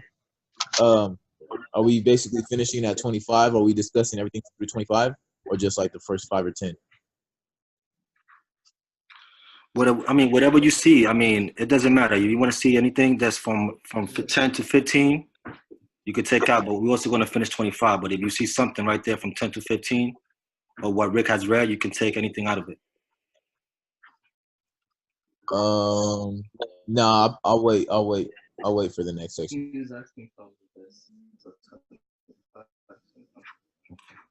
Because it more so speaks on chapter 3. So I mean, or the end of chapter. Yeah, actually, you know what? It really more pertains to chapter 3. So I might just have to wait till chapter 3 comes up. All right. Sorry about that. Yeah, I saw verse 15 says, and Yahuah Elohim took the man and put him into the Garden of Eden to dress it and to keep it. So here, giving man his first job. You know, it was his job to till that ground, and what, you know, the whole idea of work and having a rest day from work, having responsibility, you know, all of those things, something for him to care over, something for him to look over, comes out in this verse to me. It also reminds me of Yahusha later on in the New Testament being mistaken for the gardener. You know, I think there's some implications there with the first Adam and the second Adam as well. So I did see that. That's good. Rick, where you stopped at? What verse you stopped at, Rick? 15. What verse did he stop at, Rod? I think he read the whole thing, didn't he? I think he read to the end. Okay, he read to the end. Okay. All right. So, verse. I'm gonna go on for verse. I'll take verse. Let me see. When I saw something. Give me a second. I saw something in verse. Well, I look. If anybody have to say something, go ahead, because I have to look for the verse.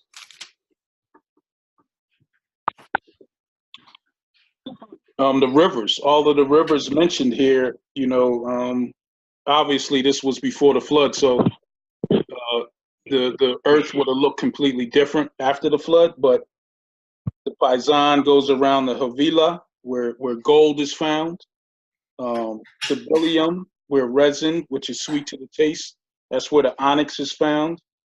The Gihon runs through Ethiopia and may be the Nile River running through Kush. And then you have the two rivers of Hiddekel, which would have been possibly the Tigris and the Euphrates. But again, the world flood. And that's verses 11 through 14.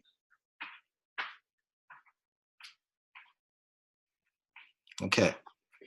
So verse, that's good, Rod. That's just, that's part of history right there. So I love that, man. Thank you. Verse 15, and Yahweh Elohim took the man and put him in the garden of Eden to dress it up and keep it. So the question is, right? The question I have is, why do you think Yahuah created Adam outside of the garden? That's something that I always thought about. Like, why is it that he created Adam outside of the garden? Why not in the garden?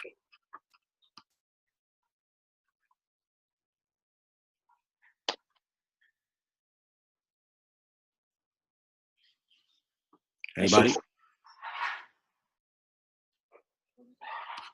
Sister Amy? Let me unmute you right now. Got Go ahead. a lot of hands here. Okay. No, I was just thinking maybe it was because it says in chapter sheet 1, in the beginning, Elohim created. Where's the garden first spoke of? Is that like the first speaking of the garden, or is it spoken of again before this? Say it Is the again, garden Amy? spoken of? Is the garden spoken of before 2 verse 15? I mean, to look at where the garden was first spoken of, because I'm sure it was already all done and it was good, right? Mm-hmm. That's what's in chapter 1, because it says in chapter 129 that he's given every plant and the food and the creeping things. But then in chapter 2, it seems to say, I don't know, it always gets me a bit confused because I'm like, that's a bit strange. Like now, why is like now he's just putting him in the garden? Like, where did he breathe his breath in him? Was he somewhere else? And then, Well, he was in Eden, and the garden is east in Eden. So it's he was still in Eden, but the garden was a separate place inside of Eden. It was east. JP wanted to add something. okay. No, I was gonna go where you went, Rod. You know, the first time we got garden, the word actually mentioned is 2:8, and like you had just said, you know, the garden was east in Eden, Right. and that's interesting because what Kefa you had said is, it's like you got. I'm just thinking on a map, the garden's over here on the east, and you got this creation or Adam over here made over here. So it's interesting. He places them in the garden, and I don't know. That's a good question. And I'm like, man, like maybe the garden was maybe it was being prepared or something. You know what I mean? Maybe it was being prepared for him. You know, or I don't know. That's all I gotta say. I mean, that's a good thing, because the thing is, the garden to me was a sanctified place, was a set apart place to me. And to know that the man was created outside of the garden, because not only the man was created outside of the garden, but also Eve was created outside of the garden. And I think she had to wait about 80 days. I can't remember what I read, that she had to wait about 80 days before she went into the garden. So to me, it's showing some type of like some type of separation. You know what I'm saying? That, you know what, maybe, you know, it's got to be a reason why he was created outside. So to me, it showed that the garden was a sanctified place. And maybe through the garden, Adam had to be sanctified. I don't know, something like that, you know? How many days is it? Like, doesn't it speak of a woman's uncleanness and a man's? 60, 80? When they have like, yeah, it's like for a boy it's 60 or 40, and then 60 days. Yeah. If you have a girl, it's different. So yeah, I've read the same where Adam was put in after 60 days, and then Yahuah, the woman, was put in like a bit longer after that, because it's when you look in the Torah as well, if a woman gives birth to a girl, she's unclean for I don't know how many days, and then if she has a boy though, she's unclean for lesser days according to the Torah. So I don't know whether that any relation to what you were saying, Kefir, about that in a different, I don't know what book is it you read that in. I've read it before. Can anybody find that Torah? Can anybody find that scripture? I think it's in Deuteronomy, I believe. I'm not sure. I mean, in Leviticus.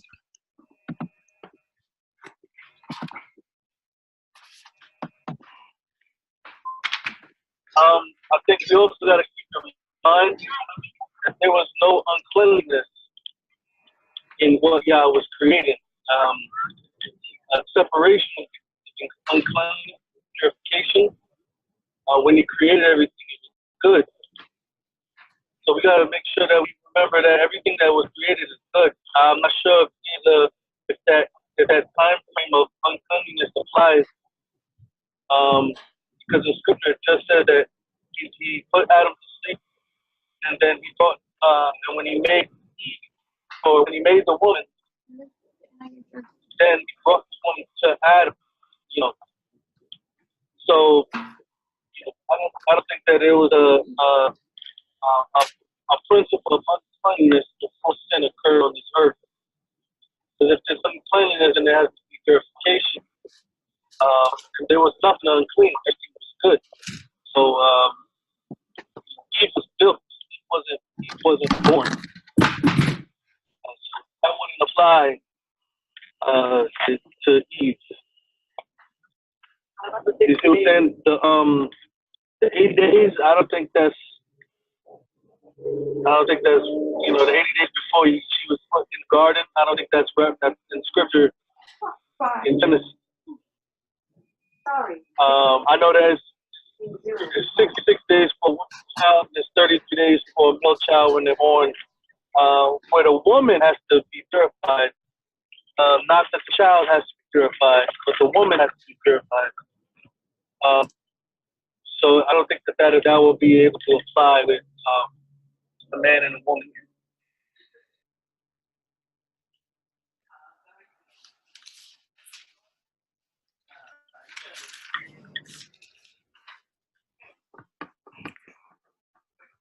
Thanks, Mike. Let me see who is that. Who got their hands raised right now? Chantel.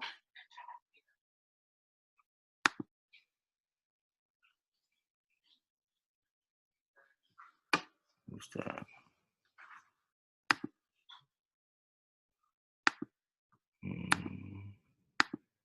Go ahead, Sister Chantel. Go ahead. Okay. Your question, Kefa, was why did Yahuwah made Adam out of the Garden of Eden and then place him in it instead of just making him in it, right? Yeah. Based on my understanding, and of course, this is just an opinion. I believe what you said, that the Garden of Eden was a secret place. It was a place of worship, like sanctified place, right? And as we read earlier up in Genesis, we realized that as Yahuwah went ahead and created things and made things, everything that he made at the end of it, it stated that, and he saw that it was good, meaning he checked it, right?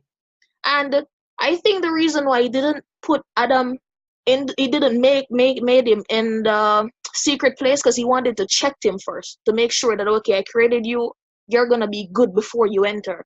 So I think that's why. In regards to Eve, in regards to Eve, I don't really, like I said, I'm new at this, so I'm not really familiar with everything directly, but so far that's my direct opinion upon it. I think that the Garden of Eden was a sanctified place.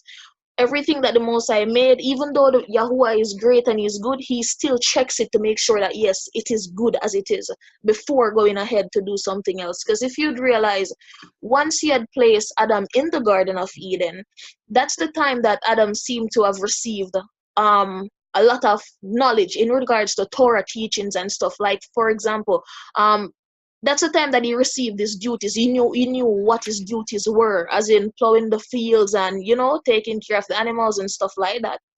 So that's my belief upon it, of course. Thank you, Sister Chantel. And I also want to apologize to you about earlier on about the right and, you know, wrong and right answer. There's a right and wrong, you know, right answer in the scriptures. I apologize about that, sis. Yeah. Also, too, sis. In regards to Adam receiving his knowledge, one of the things that we recognize in creation is that everything was ready at the moment that Yah created it. Plants were fully grown. Man was fully grown. He didn't have to go through an incubation stage where he had to learn things. Yah taught him, and he knew at the moment that he was born, or he was created. So as far as gaining knowledge, I'm sure that there was a teaching from Yah, but there was maturity at creation in everything that was made. So we always got to keep that in mind when we talk about creation versus, specifically when it comes to creation versus evolution, and how everything took time to get to a point. Yah created things, and they were ready immediately. Just wanted to share that as well. It came off. Brother Nate, it's been had his hand raised for a while. Yeah, can you hear me? Yeah. Yeah. Just want to point out something that I've heard in it, and then again how we can use kind of scripture to kind of see around it. So some people say Genesis 2:22, in the rib which Yahuah Elohim taken from the man, he made into woman, and he brought her to the man.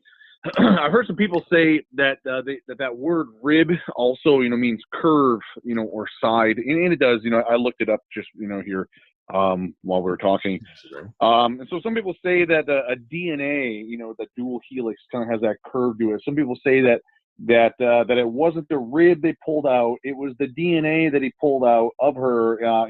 But if you ever hear that, one thing that I kind of see is, when he says in 23. Bone of my bones and flesh of my flesh, it really kind of adds meaning when he says bone of my bones, so that he took it was a rib that he took out. Maybe he took, part of the DNA from the rib, and so maybe there's kind of a double meaning to that, but regardless, he took out a rib, and that's kind of add more than what was stated. And I just kind of wanted to say that also in representation of some people will try to say that the trees aren't actually a tree, it's just like a metaphor and this and that, Yet, as we see here, still talking about the trees, he says, verse 2:16, eat of every tree of the garden, but do not eat of the tree of the knowledge of good and evil. Like, you can kind of spiritualize that and say, that it means this, or that it's the metaphor beyond it, but we have to remain anchored in what the scriptures say and try not to, twist it here or there. I didn't know if anyone had ever seen that rib teaching before. I just kind of wanted to maybe hear anyone's take on that if they heard that. I never heard that before. I never heard the rib teaching per se, but I always did have the understanding, in that particular verse 22, of that being a complete representation of Yahusha and the assembly, his people, the marriage, the oneness that they have, how the woman is connected to her husband. So I think there are a lot of implications there. That rib study does sound interesting to me. Something I will definitely want to look into. But I believe that, there is a clear understanding that the perfect helpmeet for him was made from him. And that's why the woman is part of her husband. That's why the woman takes the name of her husband. She is her husband. When the woman speaks, she represents her husband in all ancient cultures, even now. So that whole idea came from Yah's creation. He set it up that way. So that's all I have to say about that. Thank you, Rod. Anybody? Let me see. Who's that? Mecca? Mecca?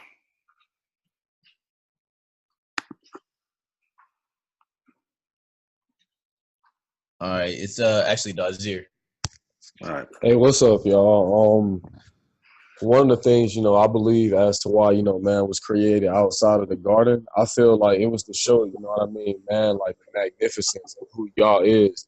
And the reason I say the magnificence, of who y'all is because he created, Adam outside of the garden, and then he placed him into the garden. So Adam saw, a creation that was ultimately probably perfect because it was created, by Yahuah.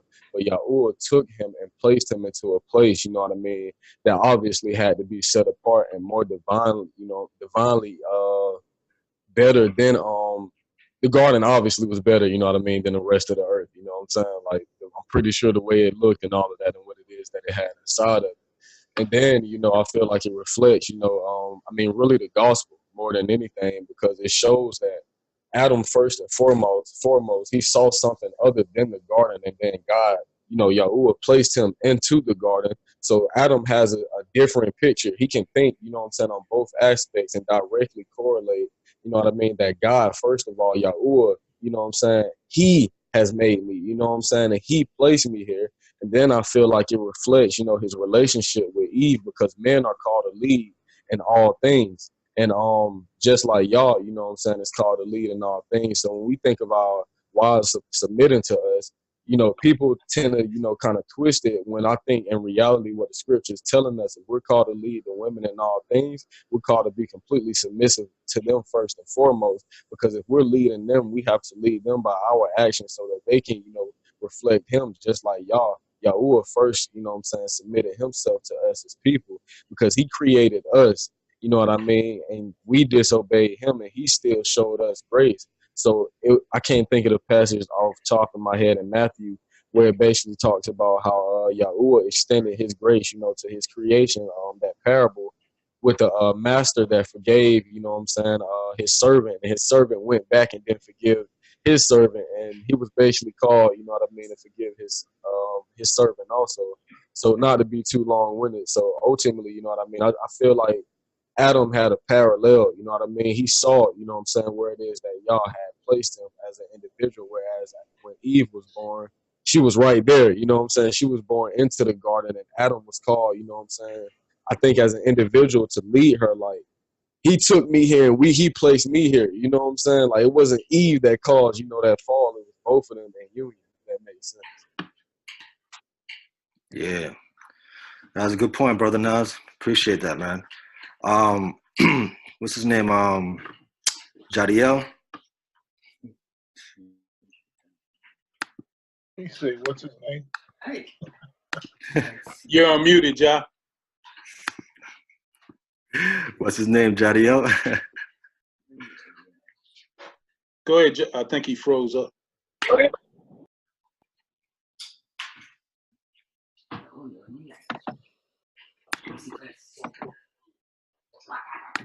Good job. Can you hear me? Can you hear? Yeah, we can hear you. Go ahead. Okay, good.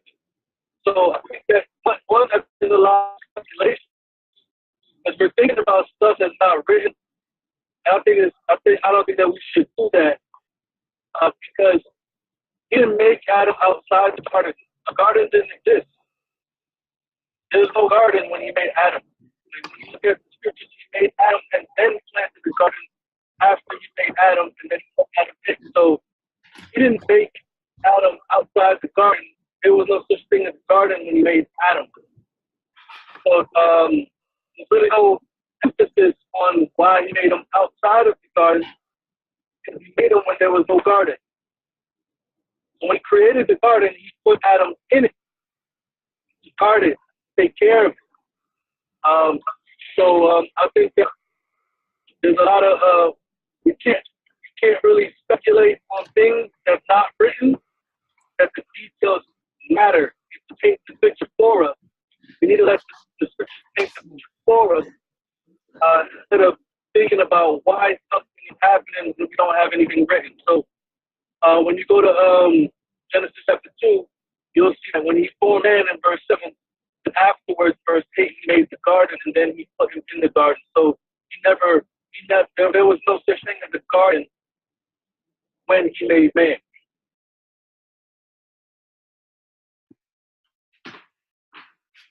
You said when he made man, you said, right?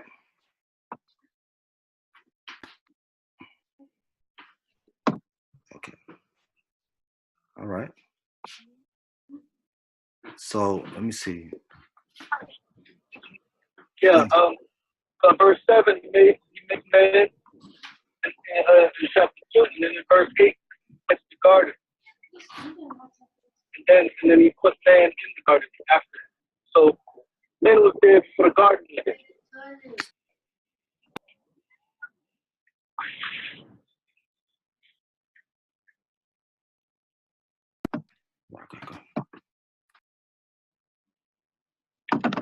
Go ahead, Brother Brian.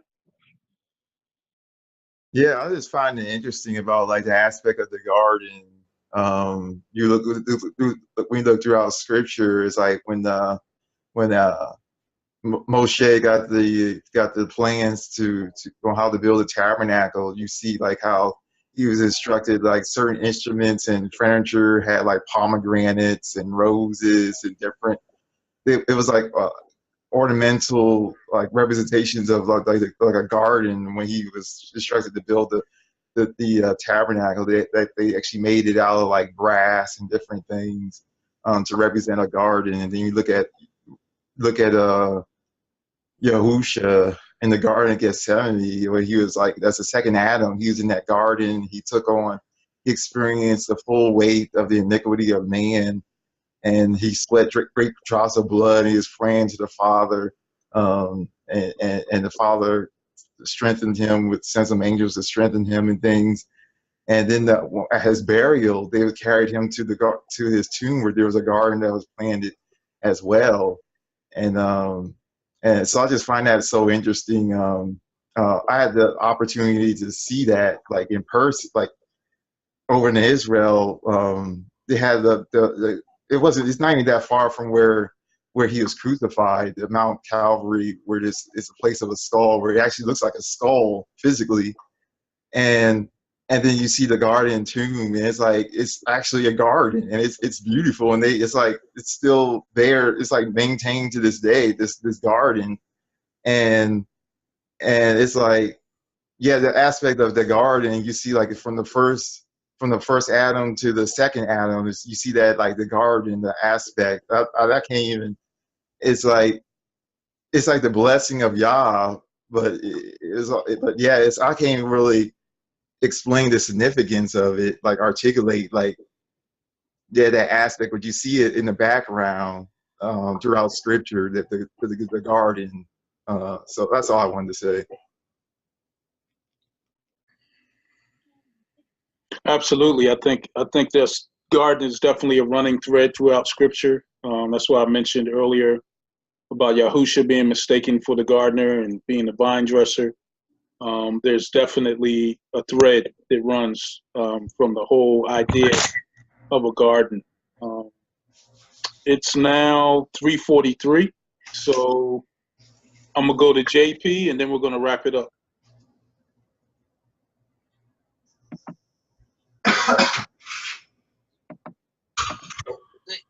All right, so just wanted to bring up a verse before we wrap it up. Joel chapter 2, 1-3 says, "Blow ye the trumpet in Zion, and sound an alarm in my holy mountain.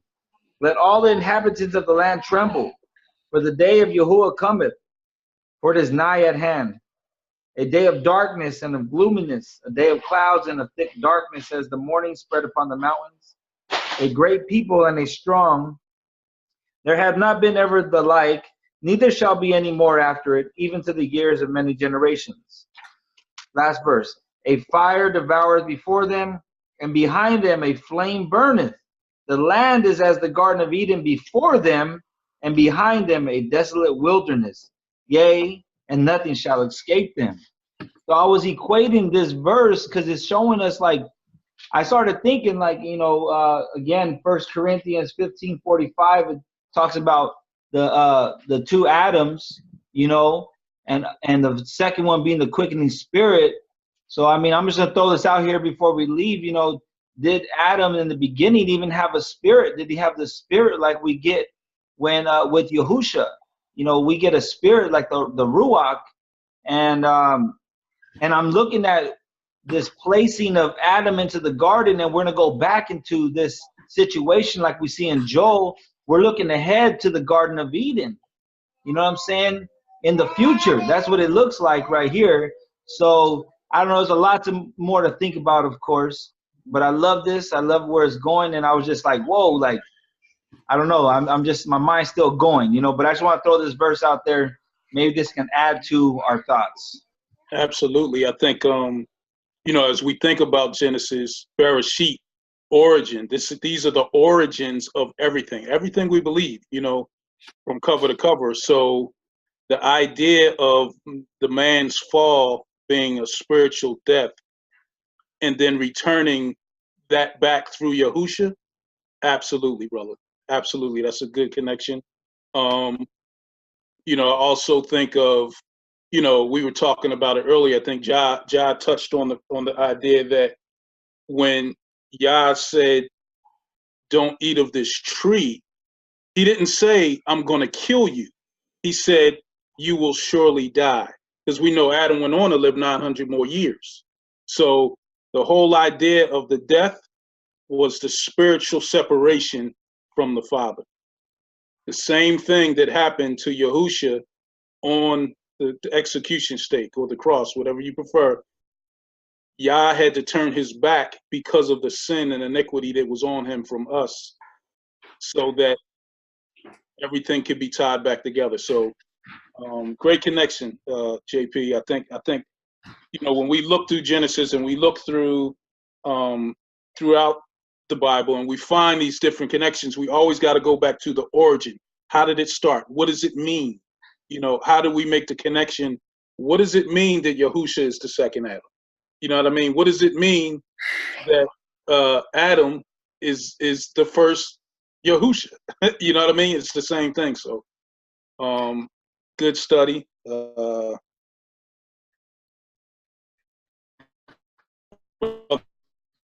And you see that separation, when he was in the garden, then he was kicked out of the garden. Absolutely. That's the separation right there.